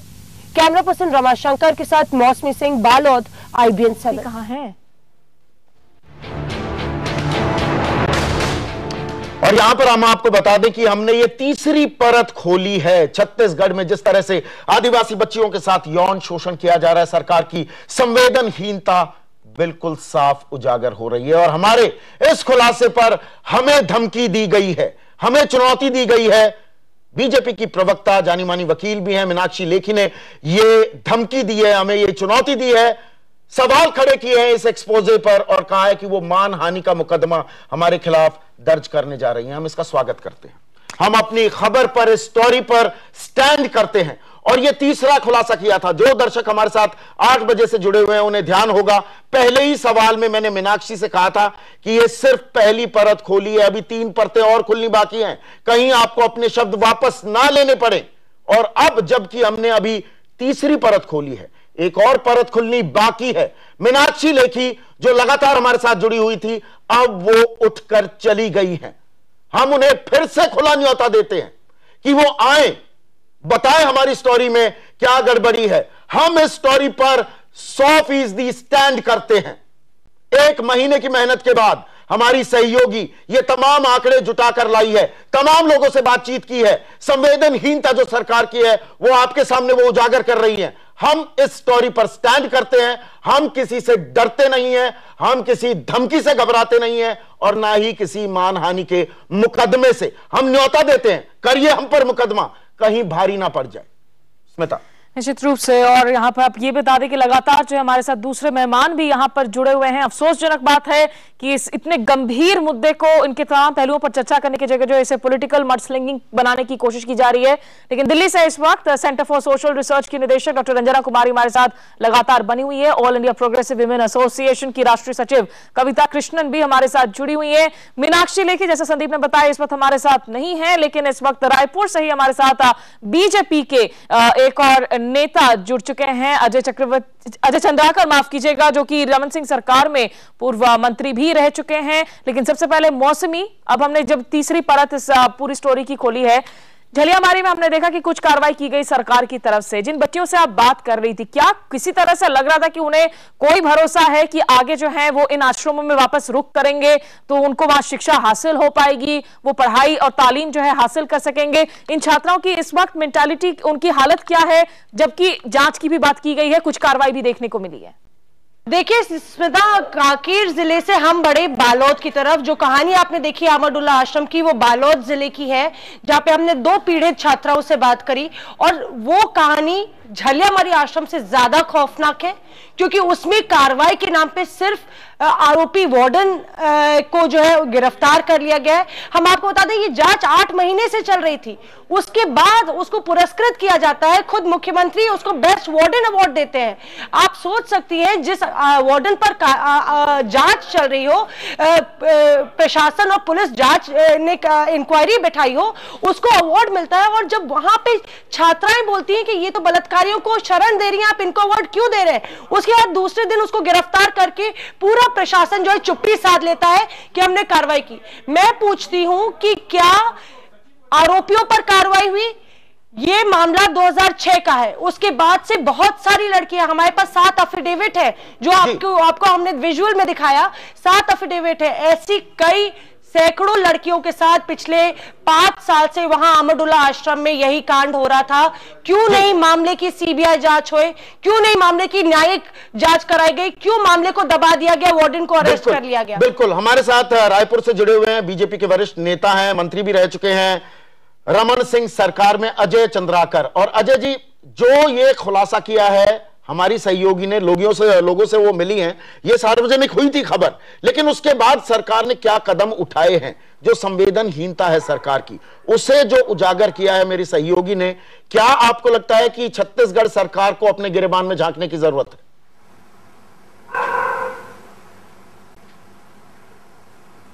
अजय जी, आपको आवाज आ रही है मेरी? मैं आपसे ये कहना चाहूंगा कि जी आ रही ना आपको आवाज? जी बिल्कुल।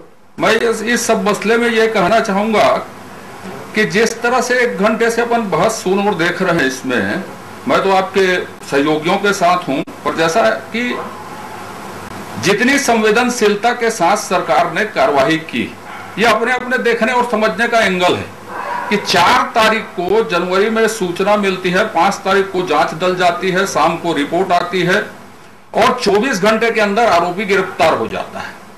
एक अपराधी अपराध करता है, सूचना मिलने में तत्काल कार्रवाई होती है। ये बात इतनी तेजी से और कहीं कभी कोई कार्रवाई नहीं हुई, लेकिन इसका मतलब यह नहीं कि सिर्फ हमने कार्रवाई की, उसके आगे भी इस तरह की घटना ना हो, उसके लिए भी सरकार ने तत्काल कदम उठाए।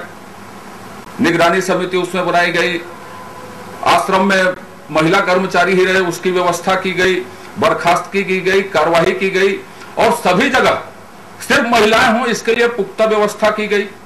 लेकिन जो बातें सामने आ रही हैं कि अपराधी कौन है, क्या है, महिलाओं लड़कियों को पढ़ने दिया जा रहा है, नहीं दिया जा रहा है, आश्रम से लड़कियां छोड़ दी गई, ये जो विषय है वो यह सब अतिरंजित विषय है।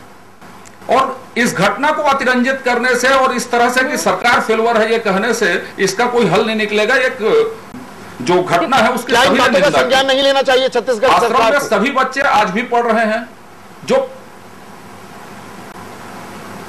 छत्तीसगढ़ संज्ञान ने जितनी तत्परता से संज्ञान लिया है, मैं सोचता हूं कि इस तरह की घटनाएं जो अभी जिस दामनी प्रकरण के बाद सामने आने लगी उसमें सबसे तेजी से कार्रवाई डॉक्टर रमन सिंह जी की छत्तीसगढ़ की सरकार ने किया। चलिए, आप कह रहे हैं तेजी से कार्रवाई हो रही है, लेकिन डॉक्टर रंजना कुमारी, आपको लगता है कि ये जिस कार्रवाई की बात कर रहे हैं, एक वार्डन की गिरफ्तारी हो जाना, सिक्योरिटी गार्ड को गिरफ्तार किया जाना, लेकिन इसके अगेंस्ट में ऐसी बच्चियों के एफिडेविट्स भी हैं जिसमें रात में दूसरे लोगों की गाड़ियों की आने की बात की जाती है। ऐसी बच्चियां शायद उन लोगों को पहचान भी ना सके। क्या सिर्फ कुछ छोटे स्तर पर लोगों को सजा देकर मामले को रफा दफा करने की कोशिश के तौर पर देख रही हैं आप इसे? नहीं, बिल्कुल नहीं। ये बहुत शर्म की बात है कि अगर कार्यवाही हुई है तो सरकार ने कोई बहुत बड़ा काम नहीं किया है। एक व्यक्ति को गिरफ्तार कर दिया, एक को निलंबित कर दिया। जितने ऐसे सेंटर चल रहे हैं वहां सब जगह, मैंने आपसे कहा, कार्यक्रम के शुरू में ही कहा कि बड़ी जिम्मेदारी से मैं ये बात कह रही हूँ, कांकेर, कोंडागांव, नारायणपुर, बस्तर के तमाम इलाकों में जो इस तरह के केंद्र चल रहे हैं, प्रॉपर एक इंक्वायरी कमेटी बना करके उसकी जांच कराई जाए। सिर्फ महिला अधिकारी बैठाने से नहीं। आपने छोटी बच्ची की बात सुनी कि महिला अधिकारी जो है उन्होंने स्वयं कहा कि पर्दा लगा दो, और उन्होंने स्वयं लोगों को वहां पर अंदर घुसाया। तो ये कहने से लड़कियां सुरक्षित नहीं हो जाएंगी। और जो लोग वहां जाने की हिम्मत करते हैं, जिन लोगों ने वहां लोगों को ले जाके पहुंचाया है इस तरह की हरकत करने के लिए, उनकी जांच होनी चाहिए। उन लोगों को गिरफ्तार किया जाना चाहिए। रेप के आरोप में उनको जेल भेजा जाना चाहिए। ये कोई मामूली बात नहीं है कि आप गरीब बच्चियों की उनकी गरीबी का फायदा उठाकर शिक्षा के नाम पर केंद्र बनाकर वेश्यालय चलवा रहे हैं। ये कोई मामूली बात नहीं है, ये कोई मामूली घटना नहीं है। बिल्कुल अजीत जोगी जी, क्या जो दरअसल मूल मुद्दे हैं जिनकी ओर इशारा डॉक्टर रंजना कुमारी भी कर रही हैं और साथ ही साथ कविता कृष्णन भी, उन मुद्दों पर, उन बिंदुओं पर कोई गौर नहीं कर रहा है कि भाई हो गया, हमने थोड़े लोगों को सजा दे दी, बात खत्म। अभी भी बच्चियां खौफजदा हैं, अभी भी बच्ची स्कूल जाने को तैयार नहीं है, उनके माँ बाप कुछ बोल नहीं सकते हैं, वो व्यवस्था से घबराते हैं। क्या हम इसको टैकल करने के लिए तैयार हैं?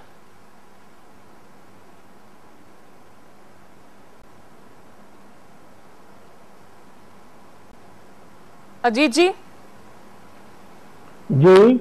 जी, आपसे पूछना चाह रहे हैं कि आखिरकार इस पूरे बहस में क्या इन बातों की अनदेखी की जा रही कि जो मूल मुद्दे हैं कि इसमें अभी भी ये बच्चियां स्कूल जाने को तैयार नहीं है, वो खौफजदा हैं, सिर्फ कुछ मामूली कार्रवाई करके जो है सरकार अपनी जिम्मेदारी से क्या पल्ला झाड़ने की कोशिश कर रही है?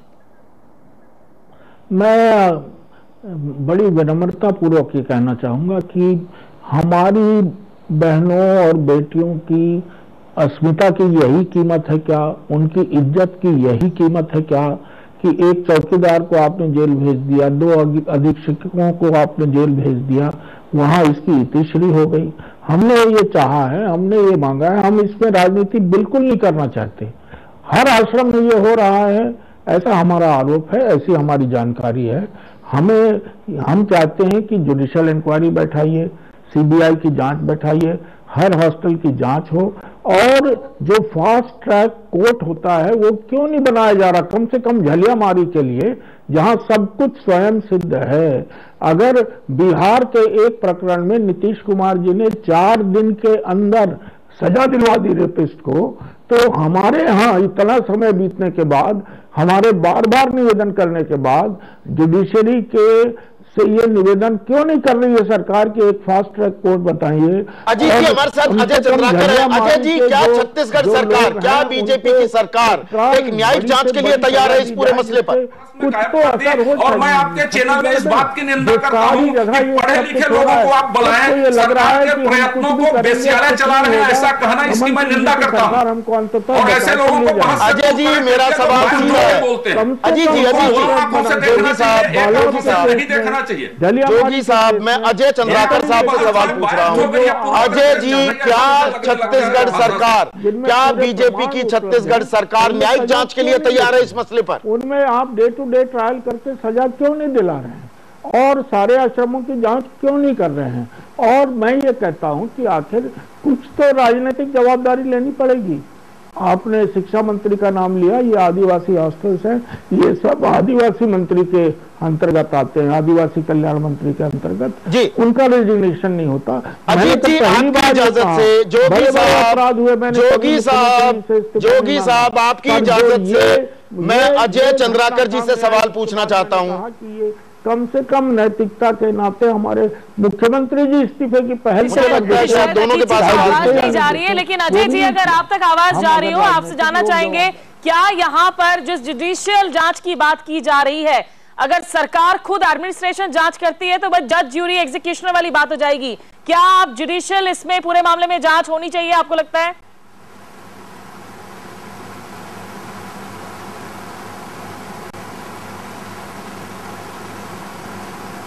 हेलो अजय जी, आपको मेरी आवाज मिल रही है?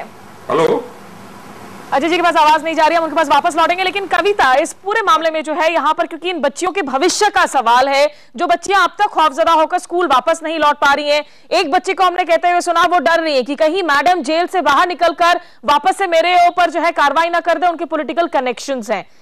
कोर्स करेक्शन क्या है इस पूरे मामले का? क्योंकि ऐसा भी नहीं है कि महिला अगर आप वार्डन रख लेते तो उसी से बच्चियां सुरक्षित हो जाती हैं।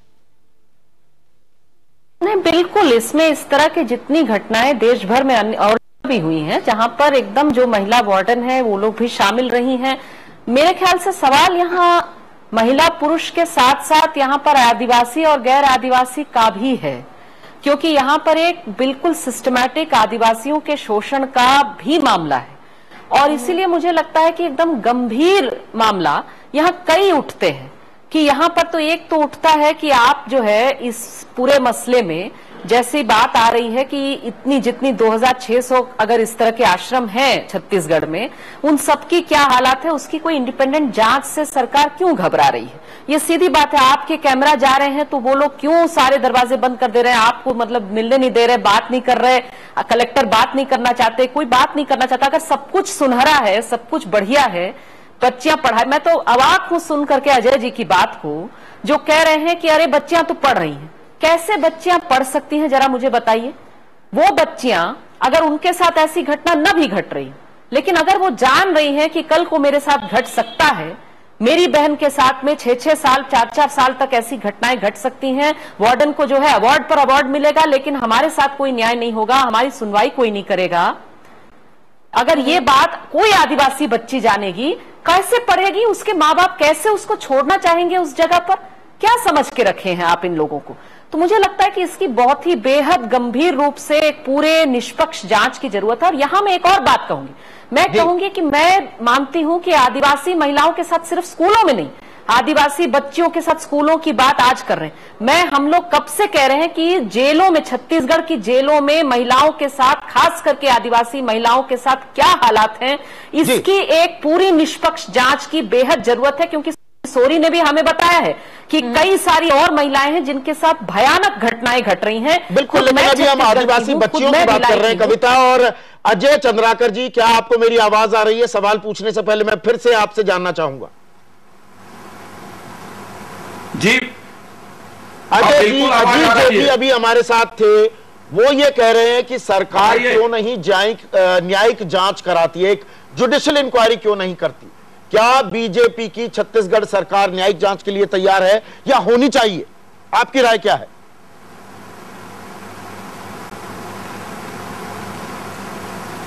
आपको ये बता दूं कि जितनी तेजी से सरकार ने कार्यवाही की और बाकी व्यवस्थाओं को दुरुस्त करने के लिए जो तत्काल कदम उठाएं और जो व्यवस्थाएं उन्होंने बच्चियों के लिए की और पूरी व्यवस्था में आमूलचूल परिवर्तन के लिए की, वो पर्याप्त है और पूरी दोषी लोगों को गिरफ्तार करके चालान प्रस्तुत किए जा सके। और जो वो आपके सामने, मेरे सामने आ गई हैं और इसलिए इसमें जरूरत नहीं। दूध का दूध पानी का पानी हो जाएगा।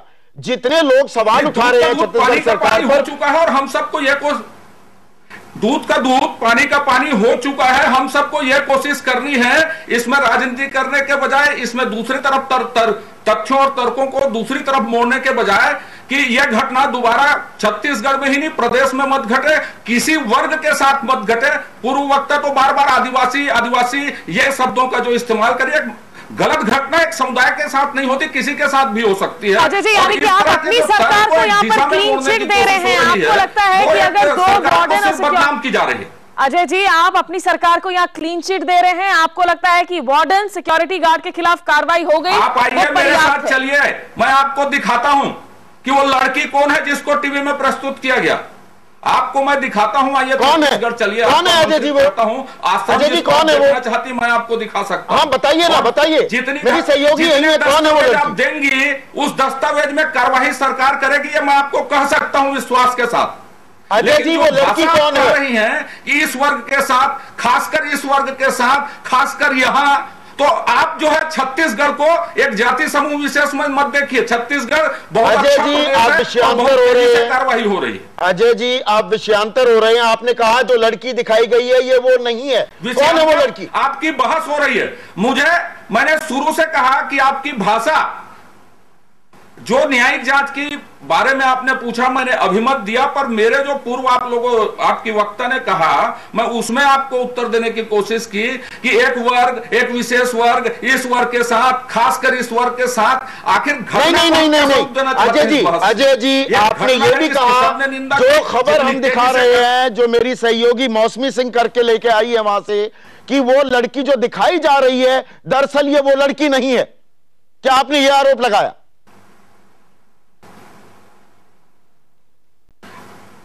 नहीं, मैं ये कह रहा हूं वो लड़की है, तो लड़की के सामने आना चाहिए।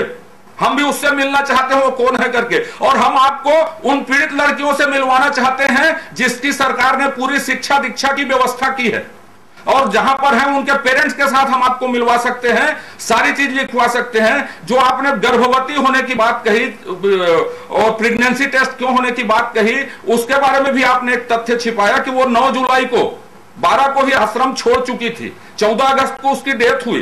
तो मैं ये कह रहा हूं इन सब बातों से कि तथ्यों के साथ अपन बहस करें, बायस्ड होकर बहस मत करें। अजय जी, मौसमी आप कुछ कहना चाह रही हैं? मैं ये बोलना चाहती हूँ कि जिस लड़की की ये बात कर रहे हैं, वो लड़की, मैं मानती हूँ जुलाई में उसने आश्रम छोड़ दिया, लेकिन उसकी हालत बहुत ज्यादा बिगड़ गई थी।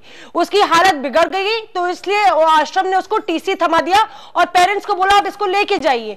उसके बाद 14 अगस्त को उसकी मौत हो जाती है। एक बच्ची जो अस्पताल जाती है, उसका हिस्ट्री बता रहा है डॉक्टर की, पीलिया का था हिस्ट्री, उसका पेट फूला हुआ था, वो 5 साल से उस आश्रम में रह रही थी, ए ग्रेड उसको मिल रहा था, पढ़ाई में तेज थी, उसके खाने और पोषण की जिम्मेदारी छत्तीसगढ़ सरकार की थी, जो 2006 से झंडा बुलंदी आदर्श आश्रम का कर रहे हैं। सरकार की जिम्मेदारी थी कि उसका पोषण ठीक से हो। हम ये नहीं कह रहे कि उसकी मौत प्रेगनेंसी के चलते हुई, पर हम ये कह रहे हैं कि उसके स्वास्थ्य बिगड़ा तो उसकी जिम्मेदारी छत्तीसगढ़ सरकार की थी और उसकी पूरी जांच होनी चाहिए। जांच क्यों नहीं करा देते आप? जांच करा दीजिए, न्यायिक जांच करा दीजिए उसकी जी, उसका पोस्टमार्टम क्यों नहीं कराया गया? सुनिए, उसको क्यों दफना दिया गया? उसका मामला पूरा क्यों दबा दिया? उसके बाद ही आप भी जानते हैं कि ये मामला जो है उप सरपंच जो है पहले समझौता करा चुका था इस मामले में, 5000 देके पूरे मामले को रफा दफा करा दिया गया। आपका 18 किलोमीटर दूर है झलियावाड़ी आश्रम, 18 किलोमीटर दूर आपका कलेक्टर सफर नहीं कर सकता? आपका एमपी 18 किलोमीटर दूर नहीं जा सकता आदिवासियों का हाल पूछने के लिए? उत्कृष्ट शिक्षा दे रहे हैं आप लोग इस आश्रम में, उत्कृष्ट शिक्षा दे रहे हैं। रमन सिंह सरकार जो है फोटो छपवा रही है आदिवासियों के नाम पे। आप वोट बटोरते हैं, हम नहीं, मीडिया नहीं बटोरता वोट। मौसमी अब अजय जी रिस्पॉन्ड करेंगे। के पास कुछ कहने के लिए मौसमी जी, जिस तरह से मौसमी जी, पहली बात तो आप ये सुन लीजिए कि इस घटना में, मौसमी जी, हाँ मैं सुन रही हूँ। मौसमी जी आप सुन रही हैं? जी जी मैं सुन रही हूँ, बताइए। हेलो मौसमी जी, आप ये सुन लीजिए कि 9 जुलाई और 14 अगस्त के बीच की जो घटना में जितना आप उत्तेजित हैं, आपको ये बता दूं कि उसकी डेथ जिन कारणों से हुई, कैसे हुई, उसके पूरे रिकॉर्ड अस्पताल में मौजूद हैं। आपने सही कहा कि प्रेगनेंसी से नहीं डेथ हुई, लेकिन आपको यह बता दूं, आप शामिल है कि नहीं है आप तय करें, लेकिन उसमें राजनीति शुरू दिन से हो रही है। उसमें बयान दिलवाया गया उसके माता के द्वारा, उसके मामा के द्वारा कि प्रेगनेंसी के दौरान रेप एंड प्रेगनेंसी की केस बनाने की कोशिश की राजनीति के तहत। बाद में उसके लोगों ने अजय जी मैं मानती हूँ राजनीति कांग्रेस कर रही है और आप भी राजनीति ही कर रहे हैं, वरना आप जांच करवा देते मामले की। अगर आपका दामन इतना पाक साफ था, अगर छत्तीसगढ़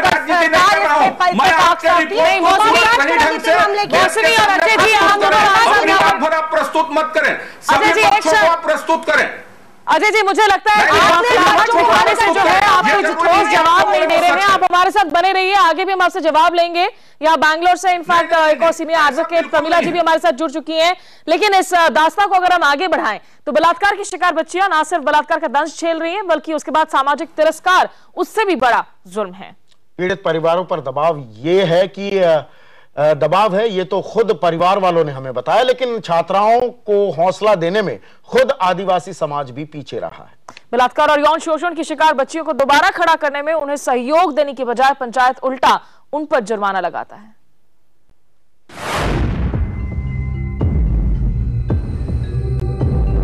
छत्तीसगढ़ के इन गांवों में हजारों आदिवासी परिवार अपने बच्चों को स्कूल भेजकर बहुत सारी उम्मीदें पाले हुए हैं। वो अपने बच्चों को दशकों से फैले अंधकार से बाहर निकालना चाहते हैं।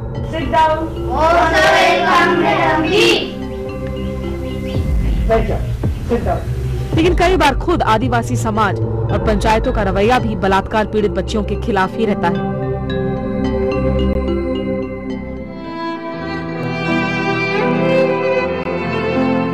इस परिवार की बिटिया भी 7वीं क्लास में पढ़ती थी। ये रिपोर्ट कार्ड गवाह है कि उसके 60% तक नंबर भी आते थे, लेकिन करीब 2 साल पहले वो अपने शिक्षक की हवस का शिकार बन गई। बेटी ऐसे हो गएगा, वो थाना जाते, कचहरी जाते, कहीं की नहीं कहीं। मोर बाप दाई की जिंदगी भर में थाना कचहरी। मुश्किल वक्त आदिवासी समाज और पंचायत ने भी इस परिवार का साथ छोड़ दिया। ये सुनकर आप हैरान रह जाएंगे कि बलात्कार के बाद इस परिवार पर ही जुर्माना लगा दिया गया।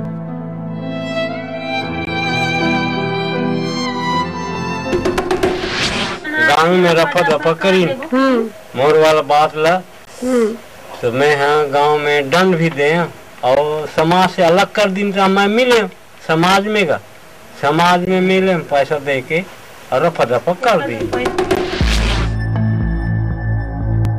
पिछले 2 साल से ये परिवार गांव की पंचायत और गांव के लोगों के बहिष्कार के चलते घर में ही कैद है। बेटी की पढ़ाई बंद, बाहर निकलना बंद, बिटिया को पढ़ाने की सबसे बड़ी उम्मीद दम तोड़ चुकी है।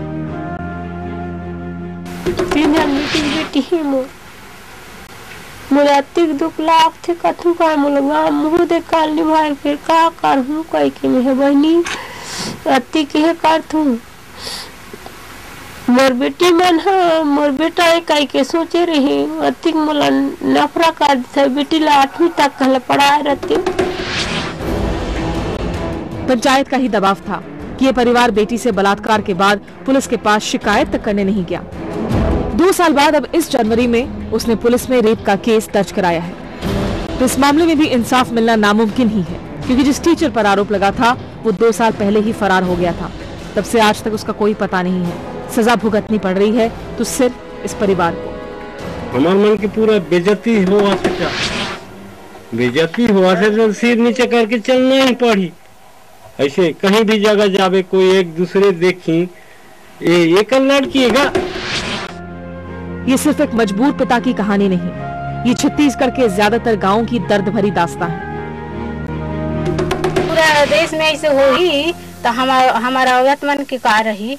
जब हम औरत रहो ये देश में तभी तो घर परिवार चली कि लड़का हम चल जाही का नहीं चले नहीं। छत्तीसगढ़ के लोगों की ये आवाज सत्ता में बैठे लोगों को समझना जरूरी है। विकास के बड़े बड़े दावों के बीच उस गरीब आदिवासी की बेबसी, उसके बच्चों की तकलीफ समझना बहुत जरूरी है, वरना लाल रंग को सलाम करने वाली इस जमीन पर सिर्फ सुर्ख रंग ही नजर आएगा। जहाँ शिक्षा के प्रकाश को निगलता हो वैश्यपन का साया, जहाँ समाज के ठेकेदारों की मुट्ठी में बंद हो गरीब की इज्जत, जहाँ देश की बेटी को सर उठा के जीने का अधिकार ना हो, उस देश में हालात तब बदलेंगे जब सियासतदान इस सच को अपने गले के नीचे उतार जिम्मेदारी लेंगे, जब सरकारी ढोंग और तमाशा इस सच के सामने बौना पड़ेगा। तब तक देश की बेटी, माँ और बहनें यूं ही इस नर्क में सुलगती रहेंगी। कैमरा पर्सन रमाशंकर के साथ मौसमी सिंह, छत्तीसगढ़, IBN 7। और हमारे साथ बेंगलुरु से बीजेपी की एक और नेता, वकील भी हैं, प्रमिला नेसर्गी जुड़ रही हैं। और प्रमिला, मैं आपसे जानना चाहूंगा, IBN 7 जो ये खबर दिखा रहा है छत्तीसगढ़ से जुड़ी, आपकी सबसे पहले तो पहली प्रतिक्रिया? बहुत बुरी खबर है, ऐसा हालत मैंने सह नहीं सकता। मैं ये बोलना चाहती हूँ, ये छत्तीसगढ़ की लड़की के, ये आदिवासी लड़के को क्या हुआ है, उसके साथ फाइट करने के लिए मैं तैयार हूँ। ये स्थिति आदिवासियों को सिर्फ छत्तीसगढ़ में नहीं, सारी भारत में ऐसी है। ये टाइम आ गया है, सारा भारत में आदिवासी लोग जो है ये सब इकट्ठा होकर फाइट करने का मौका आ गया है। पर प्रमिला, यहाँ तो कोई ओन अप करने को तैयार नहीं है। हम खबर दिखाते हैं, हम पर मानहानि का मुकदमा दायर करने की धमकी दी जाती है, बीजेपी वाले ही दे रहे हैं, या ये कि सब कुछ कर तो लिया और क्या करें? इसलिए मैं बोल रही हूँ, जो पुलिस उसको कंप्लेंट नहीं दे रहा है, उसके ऊपर भी कंप्लेंट डालना है। वो सरकार उसको रक्षा नहीं कर रहे हो, उनके ऊपर भी केस करना है। वो वार्डन हो, वो हॉस्टल का कोई भी हो, ये सब लोगों के ऊपर केस डालना है और इकट्ठा करके हम केस करना है। हम सुप्रीम कोर्ट में हो या हाई कोर्ट में हो, ये केस डालना है, उनका इंक्वायरी होना है, CBI इंक्वायरी चाहे वो भी करना है। इसके लिए क्या होगा, कैसा होगा, उसका पैसा क्या होना, उसका लीगल असिस्टेंस क्या होना, मैं देने को तैयार हूँ। ये मुझे अच्छा नहीं लगता। क्या है ये देश में क्या है? हर बच्चे को जीने का हक है, हमारा कॉन्स्टिट्यूशन में वो जीने को हक दिया है, चिल्ड्रंस राइट का एक्ट आया है। ये सब रेप, इस सब को खत्म करने के लिए ऑर्डिनेंस आया है, वो कानून भी हो गया है। इस ऐसी स्थिति में हम क्या कर रहे हैं? वो चाहे छत्तीसगढ़ हो, कोई ऑफिसर हो, कोई पॉलिटिकल ऑफिसर हो, कोई आदमी हो, उनके ऊपर कैसा होना, क्या इंक्वायरी होना, उसको करने के लिए कविता ये साफ गोई हम राजनीतिक जमात से क्यों नहीं सुन पाते ना? राजनीतिक वो कुछ भी हो, राजनीतिक ये भी उनका जिम्मेदार है ना। ये जिम्मेदार है। हमारे साथ एक और खास मेहमान है, कविता कृष्णन। मैं कविता से ये सवाल पूछ रहा था। कविता, नहीं, राजनीतिक मामले में तो मुझे लगता है कि बिल्कुल इसको हमेशा दबाने की, जिसकी सरकार है वो उसको दबाने की, ढकने की, जो उसको सच दिखा रहा है उसको झुटलाने की। और मैं एक और बात यहाँ कहना चाहूंगी, अजय जी की बात सुनकर के मुझे काफी एक खतरा लगा, जिस खतरे को मैं यहाँ आपके सामने बता देती हूँ। देखिए, उनकी बात में जो ये कह रहे हैं ना कि जिन लड़कियों को आप दिखा रहे हैं वो गलत हैं, जो पेरेंट्स को दिखा रहे हैं गलत हैं। देखिए, सही को गलत कर देना जो है वो सत्ता करना जानती है, और इसीलिए आदिवासी लोगों के साथ खास करके डरा धमका करके, परेशान करके केस वापस करवाना, बयान बदलवाना, ये सारी चीजें बेहद बड़ा खतरा है ये। इसलिए मुझे लगता है एक विटनेस प्रोटेक्शन वाला भी, और इसमें मैं तो कहूंगी कि छत्तीसगढ़ की ही सरकार नहीं, वहां पर अगर इस तरह का मामला है तो फिर SC/ST कमीशन के रिपोर्ट के आधार पर वो मुझे लगता है कि जो केंद्र की सरकार है उसको भी इसमें एक्शन लेना चाहिए। क्योंकि छत्तीसगढ़ की हम जितनी और भी घटनाएं मैंने यहाँ बताया इस शो में आपके, वहाँ केंद्र की सरकार के रवैये से भी हम बेहद परेशान हैं। आपने अहम सवाल उठाया यहाँ पर कविता। अजय चंद्राकर जी, मैं आपसे जानना चाहूंगा, आप तो बचाव करेंगे क्योंकि आप बीजेपी के हैं, बीजेपी की वहां सरकार है, लेकिन मैं अपने ही सवाल को थोड़ा आगे बढ़ा रहा हूं, हरियाणा का जिक्र करूं। अपना घर, वहां पर भी बच्चों के लिए जो एक फैसिलिटी थी उसका कैसे बेजा इस्तेमाल हो रहा था। सिर्फ यौन शोषण, बलात्कार नहीं, पोर्नोग्राफी भी हो रही थी, वहां पर अश्लील फिल्में तैयार की जाती थी, उसे भी रफा दफा करने की पूरी कोशिश की, वहां पर कांग्रेस थी। और क्या आप भी वही कोशिश कर रहे हैं छत्तीसगढ़ में? दरअसल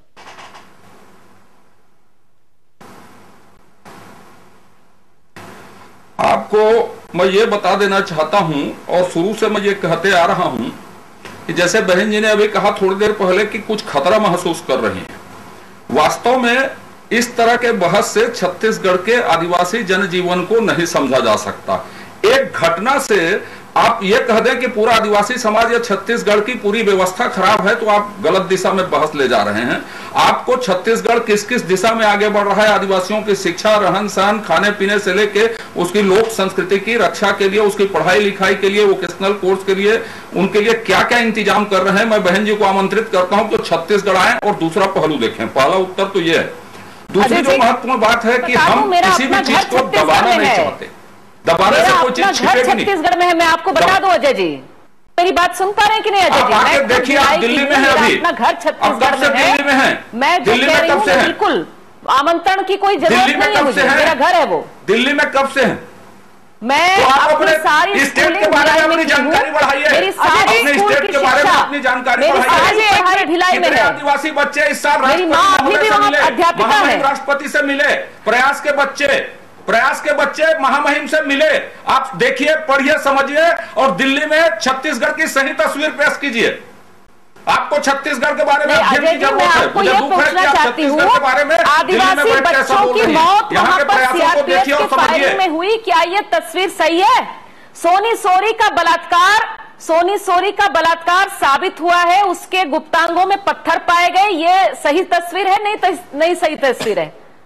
अंकित दत्त पर उन्होंने आरोप लगाया है, क्या हुआ नहीं हुआ, जेल में, मुझे लगता है जेल में अभी भी। अजय जी दोनों को यहाँ रोकना चाहूंगी 1 मिनट।